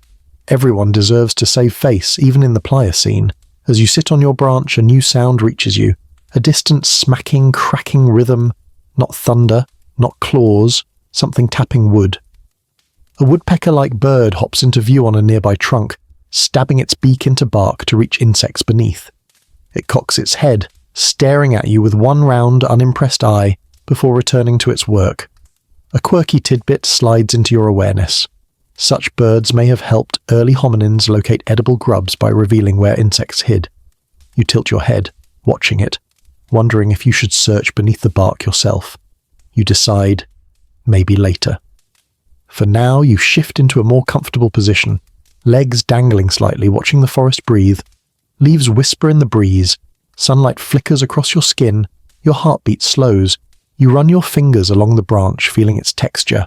Hard, grooved, ancient. Then something else catches your attention. Claw marks etched into the trunk above your head. Deep, parallel grooves. Fresh. Your breath halts. These are not from a small forest animal. These marks belong to a leopard-like predator, the kind that climbs as easily as you do, the kind that sees trees not as barriers but as opportunities. You straighten, eyes scanning the canopy. Nothing. But the marks are real and recent. You grunt softly to your group, a low vibrating sound that means caution. The older male responds with a similar grunt from 2 branches over. The juveniles pause their game. The forest stills. You listen. Every rustle matters. Every shadow matters. Then, you see it. A flash of spotted fur. A silent shape moving through branches several trees away. Not close, but close enough. Your muscles tense. The predator pauses on a branch, tail flicking. It looks in your direction but does not advance. Maybe it's already fed. Maybe it's simply patrolling. Maybe it's deciding whether the risk is worth the effort. You hold still. The creature shifts, stretches, then moves away with fluid grace, disappearing into the canopy as if swallowed by leaves. Silence follows. Long, fragile silence. Only when you're certain it's gone do you release the breath you've been holding. The group slowly relaxes. The juveniles resume their quieter game. The mother hums to her infant. Joke number 2 for this section. Congratulations. You just had the world's earliest nope, not dealing with that today experience. You stay in the tree longer than planned. letting the canopy be your shelter, your sanctuary, your reminder that evolution is not a straight line but a woven tapestry of old and new instincts living side by side. Eventually, as the sun dips lower, you climb down, feet sinking into soft earth again. But you glance up once more. The trees are behind you now, but the memory of strength, comfort and height stays with you, rooted deep, like the branches you trusted. You step back out onto the open land, leaving the dense woodland behind as sunlight breaks through in golden sheets. The air feels different here, wide, bright, humming with life that moves in slow, heavy rhythms. The forest taught you safety and height, but the savanna teaches you something just as vital: how to read movement on the ground. And today the ground trembles with giants. You notice it first in the vibrations. Soft, steady, rhythmic. Not predators. They don't move like this. Predators are sharp, quick, slicing through the earth with intention. These are deeper, fuller, like distant drums. Your eyes lift toward the shimmering horizon where shadows begin to take shape. Tall, massive, impossibly slow. Grazers, not just any grazers, giant prehistoric herbivores whose bodies dwarf anything in your world. Ancient relatives of elephants and rhinoceroses, creatures built like walking boulders coated in hide. You can't name them, but your bones know them. The calm engines of the savanna. Where they move, water flows. Where they graze, paths open. Where they tread, predators think twice. Your group gravitates toward the scent on the wind, a grassy musk, warm and earthy. The juveniles perk up, mesmerized by the distant silhouettes. The older male keeps pace beside you, ears forward, not fearful but attentive. You all know the rule. Giants are not threats unless surprised or cornered. But at a distance, following them means safety, food and guidance. You step closer to a wide path beaten into the ground by the heavy feet of these giants. The soil is compacted, smooth, almost polished from countless migrations. A mainstream fact echoes faintly in your instincts. Early hominins often trailed large herbivores, using their movement to find fresh growth or hidden water sources. You don't know this consciously. You just feel the pull, the subtle invitation written into the land. You start following their trail. Grass brushes your legs. The wind shifts around you. Birds scatter overhead. The earth carries faint heat under each footstep, as though the giants warmed it simply by travelling through. The first one appears as you crest a small rise, a massive humpbacked herbivore with curved tusks and shaggy hair hanging from its belly. It tears mouthfuls of grass with a laziness that suggests the universe should thank it for existing. You freeze, not in fear, but in awe. Up close, it's monstrous, but also gentle. Its tail swishes lazily. Each breath expands its ribcage like a bellows. You circle wide around it, not wanting to break its rhythm. Your group follows your arc, shadows stretching long behind you. The giant doesn't respond to your presence at all. To it, you're barely a flicker in the corner of its vision, a curious creature that poses no threat. You exhale softly, relief mixed with gratitude. Closer to the horizon, more giants graze. Tall, giraffid relatives browsing from high branches, antelope-like beasts with spiraled horns, shaggy herbivores with wide, flat muzzles sweeping the ground like living vacuum cleaners. They move in patterns you don't question, patterns that speak the language of water, food, and safety. The rhythm of their movement guides your steps. A quirky tidbit surfaces in your instinctive memory. Big grazers unintentionally create microhabitats. Fresh shoots sprout in their wake. Insects follow their droppings. Predators tail their herds. By trailing them, your species taps into an entire ecosystem with very little effort. Life, here, is piggybacked. One of the juveniles spots something on the ground, a pile of dung, still warm. They poke it curiously with a stick. You grunt sharply, the prehistoric version of "please don't ruin my afternoon." Joke number 1 for this section: congratulations. You have discovered the earliest form of "don't touch that." But as the juvenile backs away, you notice something useful. Insects buzz around the pile, some are edible. You crouch, flicking aside the top layer and retrieving a couple of large grubs. Protein-rich. Not glamorous, but practical. You pop one into your mouth. The juvenile's expression of horror says everything. Joke number 2. You silently congratulate yourself for being the least picky eater in prehistory. As you continue walking, you begin noticing more patterns. Broken branches where a giraffe had passed. freshly exposed soil where a horned beast scraped the ground, flattened nests where birds fled in a hurry. These clues aren't random. They form the ancient equivalent of signposts, each one pointing toward something: water, shade, roots, or maybe danger. You pause at a trampled patch of grass, crouching to examine it. The ground is soaked, not from rain, but from seepage. You brush aside the grass and dig gently. Moist soil, water near the surface. Your group gathers around as you lead them to a slight depression filled with muddy water. It's shallow, but drinkable once the silt settles. You sit on your heels, dipping your palm in and letting the coolness slide across your skin. The relief is instant. The giants continue their slow march across the horizon, indifferent to your presence. You watch them, fascinated. Their massive bodies sway with each step, their silhouettes moving like drifting mountains. Their migration shapes everything: the soil beneath your feet, the predators that follow, the plants that grow, the paths your own species will someday carve into more permanent trails. Historians still debate how closely early hominins tracked megaherbivore herds, but you feel the answer in your bones. You follow them because they know the land better than you ever could. As the day drifts toward its warm, golden afternoon, the herd shifts direction. You follow the broad trail again, watching dust rise around their feet. One calf stumbles briefly, then regains its balance with a wobble that makes you grunt laugh, a tiny echo of your own earlier steps. The older female beside it nudges the calf gently, guiding it forward. Family. Even among giants, the pattern repeats. You pause to rest beneath a small acacia, its branches leaning toward the sun. Your group settles around you, watching the herd move farther into the plain. The air hums with insects and life. You relax into the moment, feeling small but not insignificant. The giants may rule the land with sheer size, but you, fragile, clever, persistent, are learning to read their footprints, to walk in their wake, to survive through understanding rather than strength. Your hand drifts to the ground, tracing the deep imprint of a giant's foot. Warm, fresh, meaningful. You look up at the horizon, where the herd continues onward. You rise. It's time to follow where the giants lead. You press your palm into the deep track left by one of the giants, feeling the lingering warmth held in the packed soil. It's a small thing. Temperature, texture, the direction of a footprint. But for you, it's as vital as language.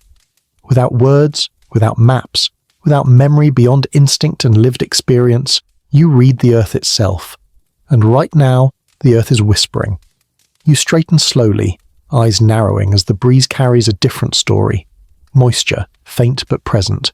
Crushed vegetation, disturbed dirt. You inhale more deeply.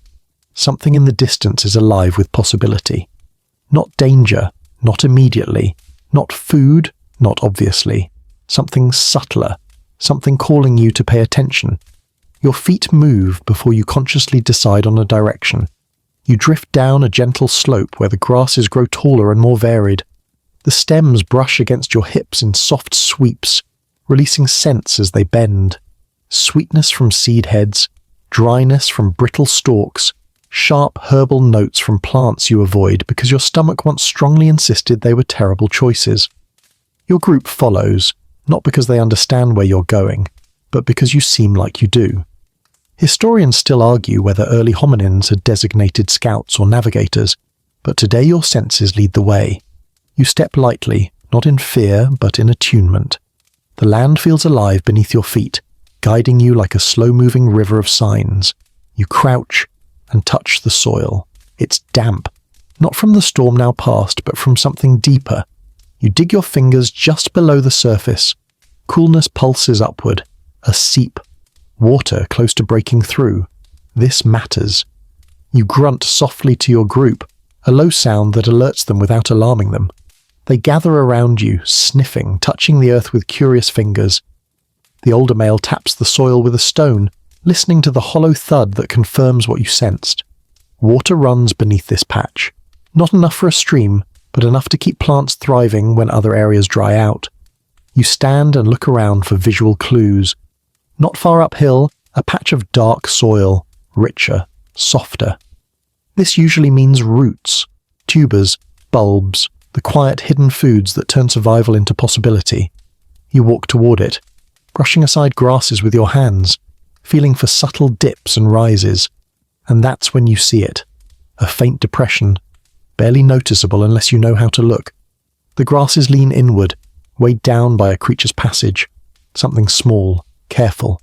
Perhaps a warthog-like herbivore rooting for food, perhaps a predator stalking that herbivore. The difference matters, and you pause to decipher the story. You crouch again, studying the impressions. The toes are splayed, the soil slightly fluffed rather than pressed, signs of digging, not hunting. The trail leads away from you, not toward. Your tension eases. No predator crouched here, just a creature searching for roots like you do. A quirky tidbit dances at the edge of instinct. Animals often locate edible roots long before you notice them. Following their disturbances can reveal food you might otherwise miss. Without knowing it, you're practicing the earliest form of ecological tracking, learning the land by watching those who live on it with far better nosework. You dig lightly around the disturbed spot. Your fingers brush something firm beneath the soil. You probe deeper, pulling up a tuber thick as your forearm. Mud clings to its skin, cool and damp. You grunt in satisfaction, tapping it against your palm. Your group perks up. One juvenile bounces in place, ready to gnaw anything you hand them. You break off a smaller piece and give it to them, watching them chew with intense concentration, as if evaluating whether it tastes like nourishment or disappointment. Their expression softens. Good tuber. You take a bite yourself. Earthy, fibrous, slightly sweet. Comfort food from the dawn of time. You dig up 2 more before moving on, slipping them into a makeshift pouch of leaves you tie together with vines. Improvisation, adaptation. Another quiet leap forward. But the earth has more to say. The wind shifts, brushing against your cheek. You pause, close your eyes, listen. A rhythmic clicking somewhere ahead. Branches knocking together? No, too regular. Insects? Not quite. Then it comes again. A soft repeating crack. Something moving through dense brush. Something heavy enough to break twigs but light enough not to shake the ground. You gesture for silence. Your group stills. You step forward very slowly, scanning for the source. The light filters through the canopy in soft muted beams, making it difficult to track shadows. Then you see it. A large bird taller than your waist, dragging its beak along the ground, scratching for insects. It's not hunting you, and it's not a threat unless cornered, but its presence means something important. Insects here are abundant. You follow its line of movement, scanning the ground for mounds, hollows, or shifting soil. There, a cluster of burrows freshly disturbed by the storm. You approach carefully and poke your fingers inside the soft entrance of one. It collapses inward easily, revealing pale, fat grubs wriggling just beneath the surface, a jackpot of protein. Your group gathers eagerly. You dig gently to avoid smashing the prize, handing out grubs to those who reach. The taste is surprisingly rich, nutty, creamy, full of oils your body craves. Even the juveniles gobble them down with enthusiasm. Joke number 1 for this section. You briefly consider naming this place all-you-can-eat you, but names are still a few million years away. Once your stomach settles, you pay attention to the ground again. You notice cracks along a dried mud patch, curved patterns, almost like ripples frozen in place. You touch them, feeling the old texture of water long evaporated. This tells you something else. During drier seasons, moisture lingers here last. This spot will matter someday, even if today you simply pass through. You continue walking, reading the land as if it's an ancient script. Every broken stem a word, every footprint a paragraph, every scent a line connecting one resource to the next. You don't think about it. You simply know. That's when you spot something unusual. A depression shaped not by water or animals, but by falling earth. A small landslide, perhaps triggered by the storm. Beneath the collapsed soil, a seam of darker earth peeks out, rich, loamy, and full of small bulbs. Your group eagerly digs, retrieving handfuls of starchy morsels. You gather some too, wiping dirt from your palms on your thighs. But as you reach for another root, your fingers brush something different. Hard, smooth, unnatural in shape. A stone, but not a random one. It's rounder, more polished. Perhaps rolled here by erosion, maybe carried by earlier hominins and dropped. Historians still argue whether early groups transported items intentionally, or just stumbled across useful pieces in the landscape. You lift it, feeling its weight. Perfect for pounding roots, perfect for cracking nuts. You tuck it into your makeshift pouch. Every step today brings new information, not just food, but knowledge. Knowledge without words. Knowledge written in soil, wind, and instinct. As the sun dips toward late afternoon, the land glows with amber light, highlighting trails in visible moments before. You see subtle changes where tall grass bends after large bodies passed. You see where predators dragged prey. You see where other hominins walked recently, their footprints older now but still readable, and you realize, with a faint pulse of pride, that you can read the earth better now than ever before. Not by chance, not by luck, but through the slow accumulation of noticing. You rise, standing tall, scanning the land with new confidence. The earth speaks, and today, you understood it. You move onward with a steadier rhythm now, the confidence of reading the land still humming beneath your ribs. The world feels sharper, not in a dangerous way, but in a focused, newly familiar way. The air hums, with small sounds, insects droning, leaves shifting, birds issuing short, sharp calls that punctuate the late afternoon. As you walk, something else awakens inside you. Subtle, fragile, but undeniable. Your mind feels brighter. Not suddenly, not like lightning splitting a tree, but like dawn creeping over the horizon. Slow, warm, illuminating corners you never knew existed. You stoop to pick up a smooth pebble, then pause, turning it over in your palm. Why did you pick it up? It isn't food, it isn't immediately useful, and yet, its shape intrigues you. You hold it up to the sunlight, watching the glow shift across its surface. Your fingers trace the curve almost absently. Then, almost surprising yourself, you slip it into your leaf pouch beside the pounding stone you found earlier. You don't fully understand why you're keeping it, but you feel the pull of purpose forming, like a faint echo of tomorrow whispering inside your bones. Your group travels loosely around you. The juveniles dart ahead in short bursts, chasing grasshoppers or startling birds from branches with triumphant squeaks. The older male hangs back, keeping an eye on the rear. The mother hums a soft, repetitive sound as her infant drifts in and out of drowsiness. And you walk somewhere in the center, your senses open, your thoughts weaving threads you didn't weave a few seasons ago. Historians still argue whether early hominin cognition advanced in slow, steady increments, or in little leaps sparked by environmental challenges. Today, for you, it feels like both. You're not inventing language, not even close, but your internal world is shifting, gaining texture. The land speaks more clearly, objects hold meaning beyond their immediate use, memories linger longer, patterns emerge with an almost eerie clarity. A shift in the wind draws your attention. You stop, sniffing carefully. You detect a faint sweetness. Fruit. Not figs this time, something softer, richer. You angle toward the scent, brushing aside tall grass as you climb a gentle rise. The air thickens with the aroma, guiding you like an invisible hand. At the crest, you find them. Broad-leafed shrubs dotted with clusters of plum-sized fruit. The skin is mottled, green turning to purple, and your mouth waters before you even taste them. You pluck one, press it between your fingers, feeling its give. Then you bite. Sweet, juicy, perfect. You grunt softly, gesturing to the others. The juveniles scramble to your side instantly. The older male approaches more cautiously, sniffing first, touching the fruit to his lips before committing to a bite. The mother shifts to a tree stump nearby, plucking fruit while keeping the infant anchored against her hip. As you eat, your attention drifts again. You notice the pattern of ripening fruit. Only the shrubs growing on the shaded side of the rise have purple clusters, while the sun-exposed ones still cling to green. You tilt your head, studying the contrast. That's new. You've seen fruit ripen before, but today you connect the pattern. Shade, moisture, cooler soil. These spots would ripen first after storms. You glance toward other rises nearby, mapping potential fruit shrubs in your mind. It's not planning exactly, not yet, but you feel the seed of planning rooting somewhere inside you. You grab a second fruit, then a third. Then you do something quietly remarkable. You gather a handful of the ripest ones and tuck them into your pouch. Not to eat now, but later. Even you pause at that. Saving food. That's not instinctual hoarding, that's foresight. A tiny tremor of something almost like pride warms you.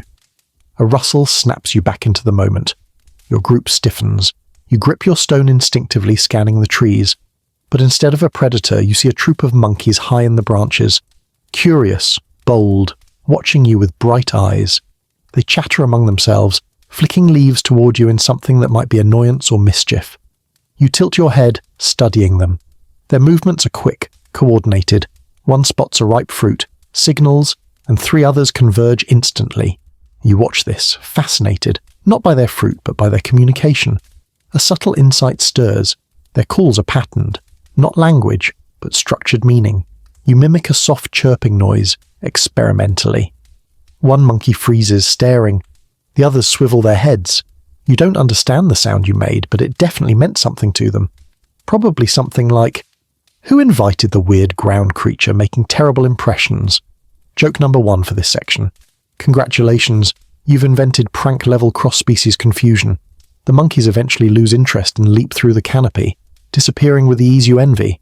You watch them go, imagining for a brief second what it would be like to swing through trees with such grace.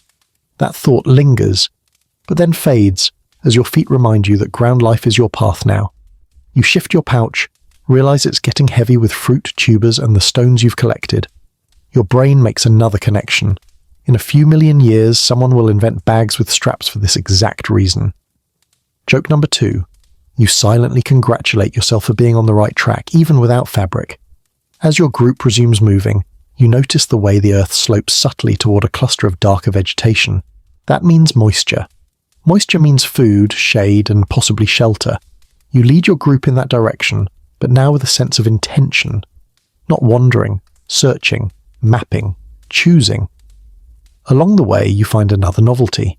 Scratch marks on a tree trunk placed in an unusual pattern. 3 vertical lines, then 2 short horizontal ones. They aren't predator marks, they're too shallow. Perhaps horns rubbed against bark. Perhaps another hominin testing the texture. Perhaps nothing intentional at all. But you pause, you stare, you commit the pattern to memory. Not because it's useful, but because you find it interesting. That, more than anything, confirms what you've been sensing all day. Your mind is stretching, not just reacting to the world, but exploring it. Later, near dusk, you find a shallow bowl-shaped depression, where animals have travelled repeatedly. You crouch and examine it, noticing faint prints over older prints, layers of movement preserved in mud. For the first time, you don't just see tracks, you see a sequence. The ground tells a story, and you can follow the beginning, middle, and end. That story leads you toward another patch of tubers, then toward a small insect mound, then toward a berry thicket bursting from fresh storm moisture.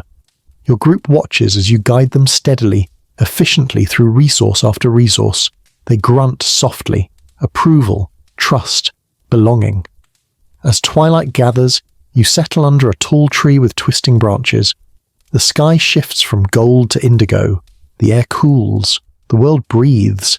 You breathe too. And inside your chest, something bright, subtle, and ancient glows quietly. The earliest spark of the thinking mind. You settle beneath the tall tree as twilight gathers, watching the last streaks of gold slip behind the horizon. The air cools quickly, carrying the scent of damp bark and crushed grass. The storm's traces are fading now, but its memory lingers in the soft mud, in the bent branches, in the fresh growth pushing through the soil.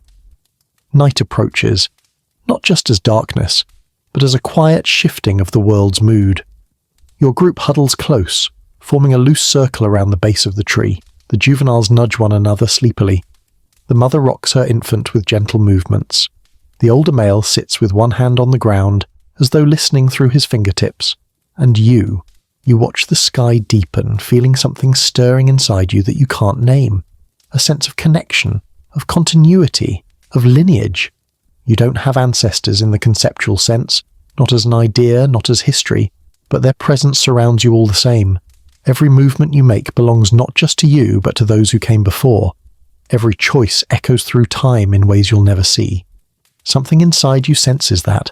Something deep. You tilt your head back, gazing at the sky as stars begin peeking through the dim. You don't understand them. You don't question them, but you feel their pull, distant, steady, ancient. The same stars your earliest kin saw, the same stars your future descendants will marvel at. Historians still argue whether early hominins noticed celestial patterns, but you feel a faint tug in your bones, awareness without comprehension. A gentle breeze brushes your cheek. You breathe it in, letting the coolness settle your mind. Around you, the land darkens into shades of blue and black. The noises shift, the daytime chatter fading, replaced by nocturnal sounds rising like chorus lines. Frogs croak from hidden puddles. Insects buzz in shimmering waves. Far off, a night bird calls, a long, low tone that ripples through the darkness. You lean against the tree trunk, feeling its rough bark press into your back. A rhythm emerges in your breathing, a slow, steady cadence that mixes with the quiet sounds of your group. The forest becomes a cradle, the branches overhead sheltering you like ancient arms. A soft grunt beside you draws your attention. One of the juveniles fiddles with a curved stick, tapping it lightly against the ground. Then, without quite realizing it, they do it again. Same motion, same angle, same sound. You watch, curious. The repetition is deliberate, almost rhythmic. They look up at you, eyes wide, as if expecting some response. You tilt your head and tap the ground with your own stone. The juvenile blinks, surprised, then taps again. You echo the sound. A tiny exchange, a shared pattern, a simple proto-communication beyond survival or warning, something closer to the beginnings of play, imitation, maybe even intention. Something inside you warms, a connection not bound by instinct alone. The older male watches briefly, then snorts in mild amusement. Joke number 1 for this section. Apparently you've just invented the world's earliest jam session, minus the instrument's rhythm or skill. The group settles into a quiet lull. Grooming resumes, gentle fingers picking through hair, soothing, comforting. You close your eyes as someone smooths your forearm, the simple touch grounding you. A mainstream fact gently hums through your awareness. Grooming isn't just cleaning. It lowers stress, strengthens bonds, and reinforces group identity. And here, in the cool embrace of early night, it feels almost sacred. Your thoughts drift, not far, not abstractly, but inward. You think of the fruit you saved earlier. You reach into your pouch and feel the soft give of ripe skins. You pull one out, sniff it. Then, almost unheard of in your world, you place it beside you instead of eating it immediately. You want it later, not now. That small planning impulse flickers again. You glance up at the tree branches. Some are thick and sturdy enough to sleep on, but tonight, unlike the night after the crocodile scare, you feel grounded. The woodland's earlier danger is behind you. The predators haven't followed. The air feels calm, forgiving. You rest your head against your knees. Your eyelids grow heavy. But then, a distant sound. A thump. Another. Soft, regular, rhythmic. You raise your head, scanning the landscape. There, at the far edge of the plain, shadows moving in a slow, steady line. Not predators, not grazers, hominins. Another band travelling carefully under twilight's cover. You narrow your eyes, watching their silhouettes, small, hunched slightly, moving with a familiar cadence. They don't come closer. They're heading somewhere else entirely. But their presence stirs something inside you. Not fear, not rivalry. Recognition. A quiet knowing. You are not alone in this world. Not as a species, not as a lineage, not as a wandering cluster of instincts and hopes. There are others like you, strangers, but kin in a way deeper than memory. You watch them fade into darkness, swallowed by distance. A quirky tidbit flickers through instinctive understanding. Early hominins likely observed and shadowed other groups from afar, learning migration routes, food sources, or simply acknowledging their existence in shared landscapes. Your group grows still. You feel a strange softness in your chest, something that links you to those shadows in the distance, something that feels like the earlier spark of identity. Not just you, not just your group, but your kind. The stars multiply overhead. Night folds its cool arms around you. The land quiets, your family sleeps, and you, on the brink of dreams, feel the threads of countless past generations weaving subtly into your mind, guiding your instincts and shaping the dawn of something new. Something like thought, something like memory, something like the slow beginning of what will one day be called humanity. Dawn returns slowly, stretching pale light across the land as if brushing colour back onto the world after rinsing it away overnight. You blink yourself awake, stiff from sleep but warmed by the shared body heat of your group. The air is cool enough to prickle your skin but not biting. A soft mist clings to the ground, curling around your ankles as you rise. The sky glows faintly pink, an early warning that the heat to come will be sharp. You stand, crack your joints one by one, and breathe in the scent of wet soil, crushed leaves, and distant water. Today feels different. Not in the storm-coming way, not in the predator-lurking way. Something else. Something quietly tugging you forward. A pull toward unfamiliar territory. You're crossing into new ground. Not dramatically, not with maps or intentions, but with instinct, opportunity, and the faint memory of the giants you followed yesterday. Their migration pulled you toward richer land, and now the world opens in a direction you've never walked before. Historians still argue whether early hominins consciously migrated or simply followed resources until their ranges shifted, but today you do both. You follow, and you choose. Your group assembles around you as you step away from the tree. The older male stretches his arms skyward in a long, slow reach. The juveniles bounce impatiently, their energy unreasonably high for this early in the day. The mother cradles the infant, who squints against the growing light. You begin walking, and the land quickly transforms beneath your feet. The grass thins. The soil changes from soft brown to a paler, dustier texture. Strange outcrops of rock jut upward, shaped by the restless tectonics of the Rift Valley. Some tilt like broken teeth. Others look like giant stepping stones rising from long-dried riverbeds. You climb one experimentally. The higher view surprises you. The land ahead dips into a shallow basin, its centre speckled with darker vegetation, promising moisture in the distance. You gesture the group onward. As you descend, the wind shifts, blowing warm air directly into your face. It carries an unfamiliar scent, mineral heavy, like wet stone and something metallic. Water deep underground, a recently exposed spring. You can't name it, but you trust it. The ground underfoot becomes uneven, ridged with cracks. The storm made its mark here, washing soil away, revealing layers below that feel untouched for ages. You run your fingers along one cracked ledge. The texture is different, chalkier, almost powdery. You sniff it, then shake your head. Not food, not useful, but interesting. And that little spark of interest is becoming more common lately. A faint rumble draws your attention. Not thunder this time, not predators. Earth. The ground trembles lightly beneath your toes, so subtle you might ignore it, if not for the way loose pebbles jitter across the dirt. The Rift Valley shifts often, its tectonic plates, tugging at each other like old bickering spirits living beneath the land. You pause, listening.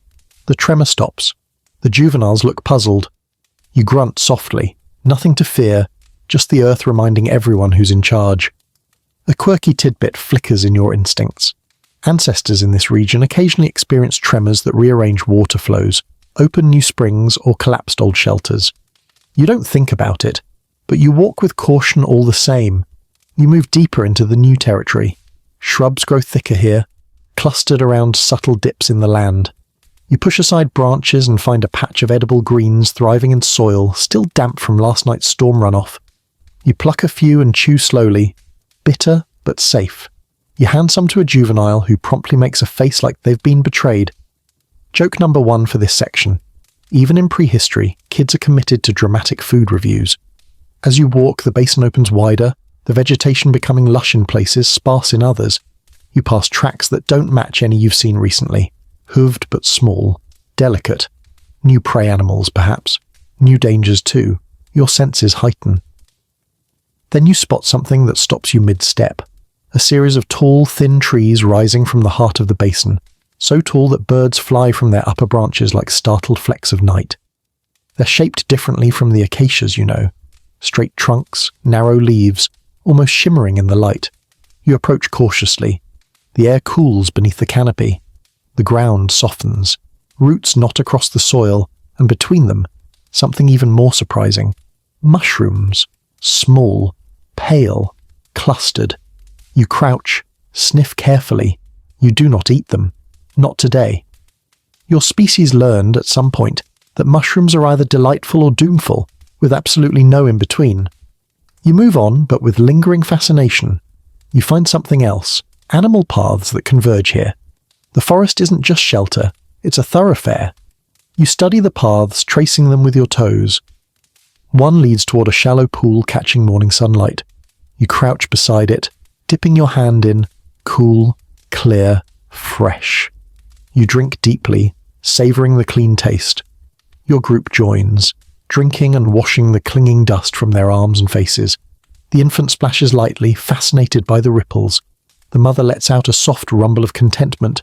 Then the older male stiffens, a sound. Nearby, not a predator's growl, not prey movement, footsteps, hominin. You turn quickly.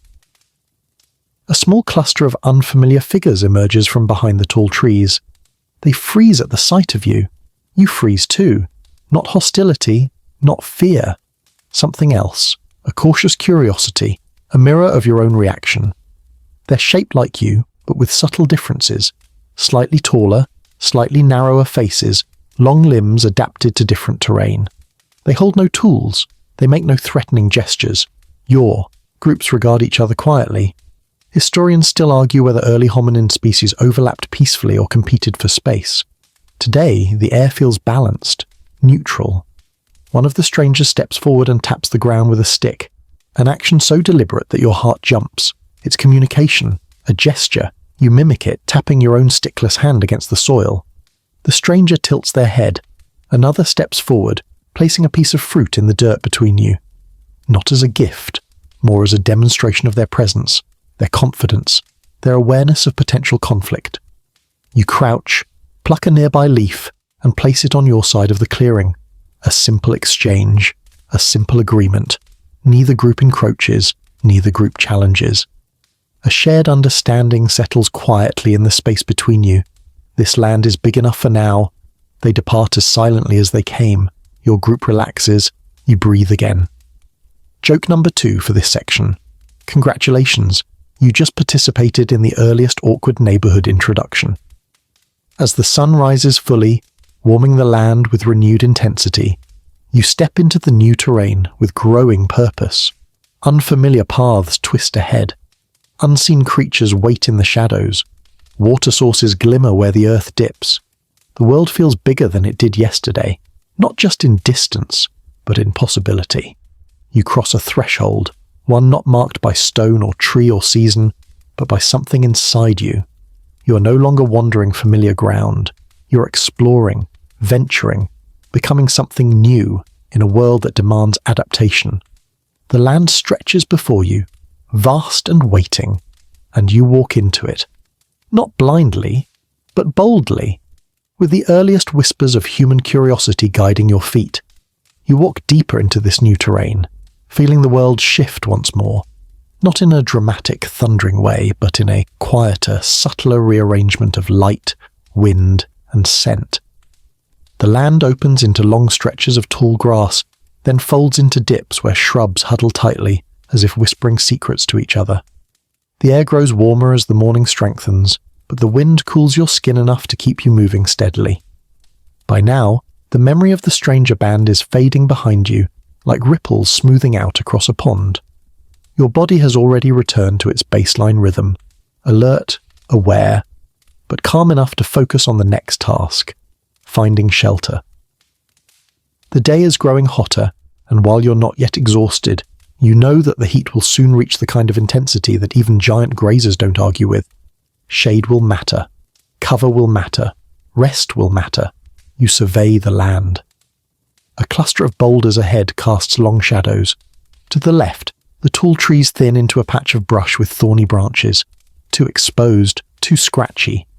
But straight ahead, near the base of a shallow slope, the land darkens into cool patches where the ground dips and moss grows. These places hold promise. They often conceal hollows, rock overhangs, or natural shelters that animals use when the sun grows too fierce or the rain too unpredictable. Your pace quickens. The group follows your lead, one juvenile skipping awkwardly over stones, the mother adjusting the infant against her hip, the older male scanning every direction with practiced vigilance. Even without words, your collective intention is clear. Find a safe place to lie low for a while. As you descend into the dip, the temperature shifts noticeably. The air cools, sweet with the scent of damp vegetation. You peel back a curtain of hanging vines, revealing a narrow hollow carved into the side of a slope, created perhaps by erosion, perhaps by an ancient animal's burrow expanded over time. You duck inside. The space is small but not claustrophobic, just deep enough to provide shade, just wide enough for a few bodies to rest comfortably. You study the ground. No fresh tracks, no old ones either. Good. Safe. For now. You beckon your group with a soft grunt. The older male inspects the shelter with meticulous caution, sniffing the earth, tapping the ground with his knuckles, checking for hidden threats. He backs out with a soft grunt of approval. Shelter found. Your group settles inside, each choosing a spot. The younger ones curl up near the entrance, excited by the novelty. The mother leans against the cool earthen wall, shifting her weight so the infant can rest. You sit closer to the back, adjusting until the earth supports your spine comfortably. A mainstream fact drifts into your instincts. Early hominins survived not by dominating the land, but by making clever use of whatever shelter nature offered. Tree hollows, rocky alcoves, abandoned dens, even thick shrubs woven into temporary hideouts. You feel that truth in your bones as you relax into the hollow's cool embrace. Outside, the world continues humming. Insects buzz in warm waves. Birds call overhead. A distant rustle signals a grazing animal wandering by, perhaps a zebra-like equid or an antelope relative. None approach your shelter. None disturb your rest. For a moment, peace settles like a soft blanket. Then, a faint scratching sound. Your body stiffens. Not predator. Too soft. Too repetitive. Something small. You peer toward the entrance, eyes adjusting to the brightness. A small creature, a rodent-like mammal with a pointed snout, dashes across the opening, stops, sniffs a tuft of grass, then scurries away. You exhale. Safe, harmless, cute, in a prehistoric, oversized eyes kind of way. Joke number 1 for this section, you mentally decide that if you ever domesticate anything someday, it probably won't be that creature. Too jittery, too chaotic, zero chill. You shift your gaze deeper into the hollow. Loose branches lie scattered across one corner, leftover debris from storms, or maybe dragged here by previous animals. One catches your eye, curved, forked, with a natural bend that resembles the shape of an arm. You pick it up, turning it slowly. It fits comfortably in your hand. Lightweight, strong. Not a tool, not really. But again, that new spark inside you stirs. You tap the branch against the ground experimentally. Hollow sound, light vibration through your arm. Something about that sensation feels useful. Maybe for testing unstable ground. Maybe for clearing shrubs. Maybe for poking suspicious things from a safe distance. You keep the branch beside you. Soon you notice something else. The hollow ceiling dips gently in one corner, forming a sloped wall that funnels sound in odd ways. You test it, letting out a soft grunt. The sound bounces back to you slightly amplified. The juvenile's ears perk. They come closer, taking turns making noises just to listen to the echoes. A quirky tidbit flickers through instinct. Caves and hollows were often the first environments where early hominins noticed acoustic changes. Another tiny thread in the long tapestry of human curiosity. After a while, the group settles again, some drifting into light sleep, others grooming lazily. You close your eyes, breathing slowly. The coolness eases the leftover stress from traveling unfamiliar ground. Your heartbeat steadies. It's easy to stay here longer, but you know better. No shelter is safe forever. After a short rest, you crawl toward the entrance and peek out again. The sun has climbed higher, painting the land in harsh light. Shadows are shorter. The heat is rising. But something else catches your attention. A line of rocks partially obscured by grass. At first, they look like nothing special, but their arrangement is unusual. Not random, not natural. They form a slight crescent, a shape. You narrow your eyes, pulling back the grass. One stone leans against another, forming almost a small wall. a tiny barricade, perhaps made by another hominin group or by animals collecting debris. Historians still debate whether early hominins constructed primitive windbreaks or small shelters using stones and branches, but today you observe something that suggests maybe. You touch the stones, feeling marks that might be wear, or weathering, or intentional scraping. You can't know, but you feel the thrill of discovery prickle across your arms. You call softly to your group. They gather around you, inspecting the stones, sniffing them, tapping them. One juvenile tries to climb them, falls backward, and lands in a puff of dust. Joke number 2 for this section. You grunt laugh because apparently some things, like children falling down in slow motion, are universally funny. The older male nudges one stone gently, rolling it aside. Beneath it you find a patch of cooler earth, a shallow depression that might have once been used as a resting spot. Whether human-made or animal-made doesn't matter. It exists, and it expands your understanding of what shelter can be. You look up from the stones, scanning the land. Today, you have rested. You have explored. You have discovered. You have learned. Shelter is not just a place to hide. It is a moment of thinking, a breath of clarity, a pause that lets your instincts grow in new directions. And now, with the sun high and the horizon gleaming, your group turns to you, waiting, trusting, ready. You grip your curved branch, you adjust your pouch of fruits and stones, and you step forward out of the hollow into whatever the land offers next. Because in this world of predators, storms, rivals, and shifting earth, shelter isn't something you find once. It's something you learn to carry, in your instincts, in your awareness, in the slowly brightening spark of your mind. You step out from the hollow feeling steadier than before, as though the cool earth and brief rest have rearranged the world inside your head, just enough to cast everything in sharper relief. The air hums with heat that's still rising toward its midday peak. The horizon trembles in mirage-like waves. But beneath all that, there's something else, a flicker of boldness, a willingness to try things you might not have attempted even a few sun cycles ago. You adjust the curved branch in your hand, testing its weight again. It feels right, balanced, familiar, even though you've never held anything quite like it before.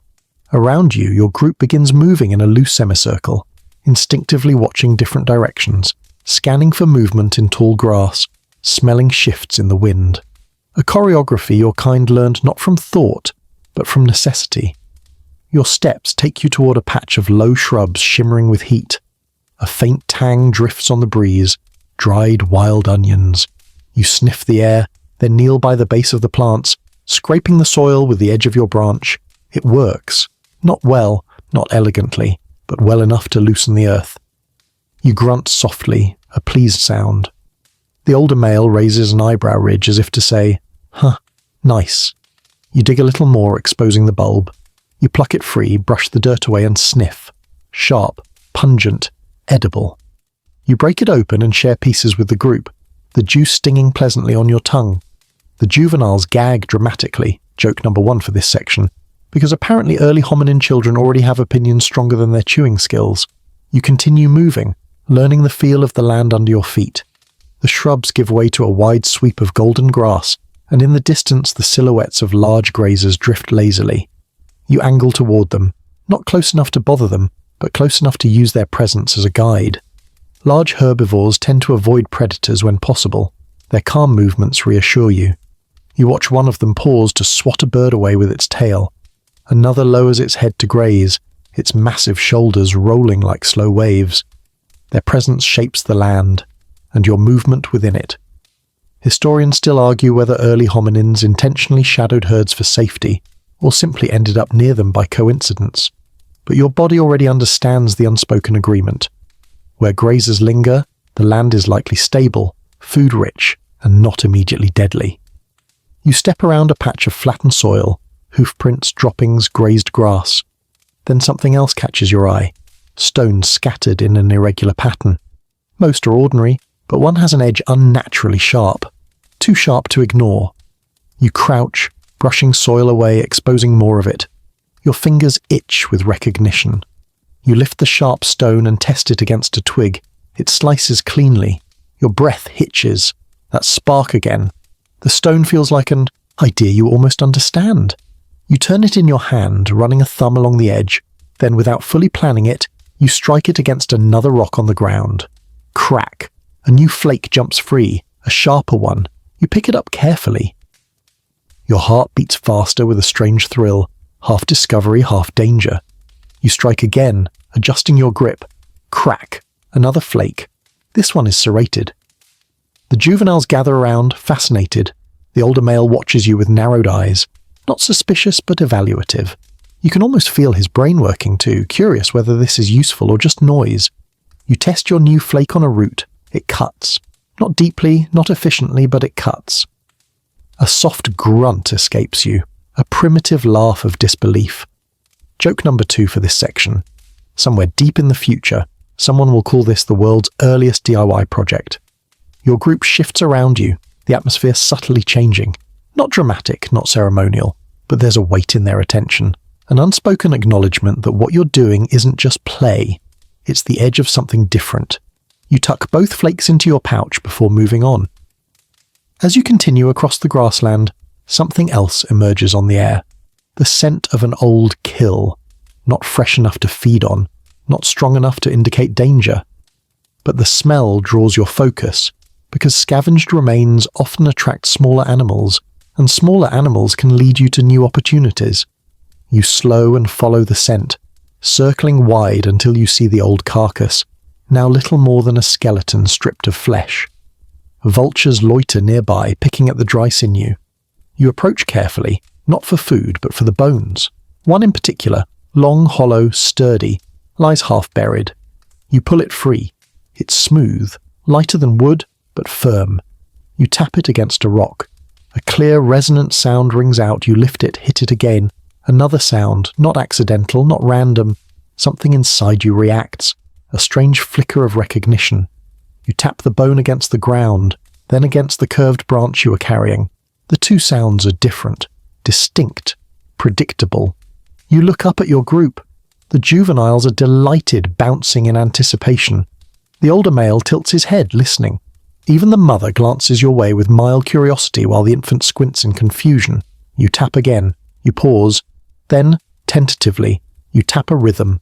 Not music, not intentionally, but a pattern. Slow, measured, repeating. The juveniles imitate you by clapping their hands against their legs, producing uneven thumps. They chirp with excitement. You tap once more, the sound echoing faintly in the warm air. A quirky tidbit flickers quietly in your instinctive memory. Long before formal tools, long before controlled fire, early hominins likely experimented with bones and wood in ways that laid the groundwork for rhythm, communication, and later, culture. You stare at the bone, transfixed. You tuck it into your pouch. Later, which in your world means perhaps later today, perhaps 2 sun cycles from now, you'll use it as a probe, a digging stick, or even a warning sound. But right now, it feels like a seed. Not quite purpose, not quite invention, but possibility. And that possibility hums in your fingers like faint electricity. Your group moves again, and you fall into step behind the older male. He notices your new items, branch, flakes, bone, and grunts thoughtfully. Not judgment, just acknowledgement. As the day leans toward afternoon, the land shifts again. The grass grows shorter, the soil reddens. A distant slope rises, scattered with rocky outcrops. You approach them, excitement tightening your chest. New land means new dangers, but it also means new ideas waiting under new stones. You shade your eyes with your hand, squinting at the horizon. You don't know it, but this moment, this bold curiosity, this willingness to test edges and gather objects the way your ancestors gathered fruit, is the first trembling step toward innovation. Tiny, primitive, humble, but real. The land stretches before you, wide and wild and inviting. You adjust your pouch, grip your branch, touch the sharp-edged flake, feel the weight of the bone, and you walk forward, not just surviving, but becoming. You crest the rise slowly, the sun dipping toward late afternoon and casting the world in warm, molten light. Every ridge glows, every blade of grass flickers gold. The sky stretches overhead like a vast painted dome, so wide it almost feels alive. You pause at the top, breathing in the cooler air. Below you, the land opens in a long rolling stretch of dry grass, broken by scattered brush and stone clusters gleaming like tiny islands in a sunlit sea. Your group gathers behind you, their breaths quiet, their bodies tired but steady. You've walked far today, farther than you've ever walked before, and yet your legs don't protest. They feel ready, grounded, meant for this. A faint breeze brushes your cheeks, carrying with it a mix of scents: distant water, crushed herbs, dust warmed by hours of relentless sunlight, and something else, something nearly intangible, a sense of possibility. You can't name it, but you feel it curling softly around your instincts. This is new land, new paths, new challenges, but something in you is shifting, preparing, adapting. You move forward. The slope descends toward a ridge where long shadows stretch like fingers. The ground here is harder, peppered with stones and small pockets of brittle grass. You notice that some stones have unusual shapes: flat sides, triangular edges, subtle curves that catch your attention. You crouch, lifting one. Not sharp like the flakes you made earlier, but smooth, heavy, weightier than it seems. You tap it against another stone, clack, a satisfying sound. You roll it in your palm, useful as a hammer or as a pounding tool. Something inside you sparks. Again, the same flicker you felt with the bone, the flake, the curved branch. You tuck it into your pouch. The juveniles dart around you, chasing each other in loose circles. Their laughter-like chirps warm the air. The older male observes them with mild tolerance, his version of fondness. The mother adjusts the infant, who blinks sleepily at the world from her arms. As you walk deeper into the grassland, you spot movement ahead. A distant cluster of animals, small antelope darting between patches of brush. Not predators, not threats, but their quick movement draws your attention. They're following something, not fleeing, trailing. You crouch, squinting.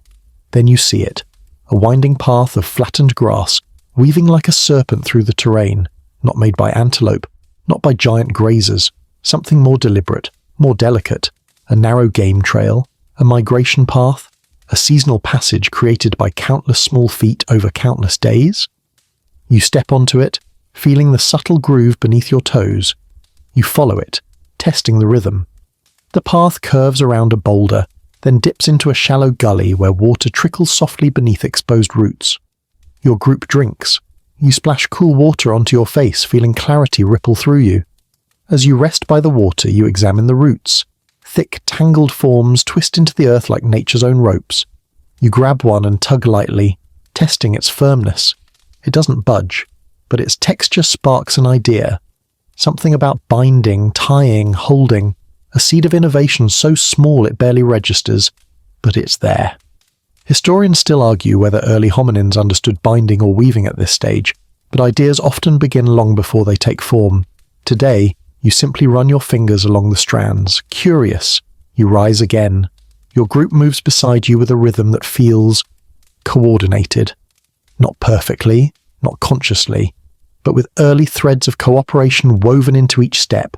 You share food, share shelter, share alertness, share ideas, primitive though they are, through imitation and observation. And now you share direction. You continue along the path until you reach a small plateau dotted with stones arranged in natural circles. The wind here feels cooler, higher, calmer. The world spreads out around you, vast and shimmering with late light. You sit on a flat stone. Your group joins you. Everyone settles into comfortable silence. Your pouch rests at your side, filled not just with food, but with objects, tools, ideas, potential. You unwrap the pieces one by one, the branch, the bone, the flakes, the hammerstone. None of them are advanced, none of them are planned, none of them are truly tools yet. But together, they form something unprecedented. The earliest spark of innovation held in the hands of a creature who is no longer simply surviving, but trying things, experimenting, testing, wondering. You tap the bone against the stone again. Your group watches. You tap, in a new rhythm. Another, Another, not music, not language, but intention, pattern, memory forming before memory exists. The world glows in amber light as shadows lengthen behind you. You sit quietly, the dawn of tomorrow flickering in your eyes. You don't know the future that will rise from your lineage, the shelters built, the tools shaped, the fires tamed, the worlds imagined. But right now, in this moment, you feel the shift, a turning, a beginning. You're becoming something new, something the animals around you are not, something the land is shaping as much as you shape it, something that will one day stand tall and call itself human. The sun finally eases behind the horizon, leaving only the softest glow of orange fading into blue. The land grows quiet again, more peaceful than earlier, more forgiving, as though even the predators are settling into their own slow rhythms for the night. You sit with your group, their shapes warm and close beside you, their breaths soft and even, rising and falling like gentle waves. The air cools with each passing moment. You feel it wrap around you like a calm, drifting veil. And the world, once sharp and bright, smooths into softer edges. You let your eyes drift across the landscape, no longer searching for movement, no longer listening for threat, just noticing the way the tall grass sways, the way the evening breeze hums through the branches, the way distant insects begin their nighttime chorus. Everything settles, everything exhales. Your own body begins to follow that rhythm. Your shoulders release their weight, your legs loosen. Your breathing slows deep and steady, like warm tides rolling in and out of your chest.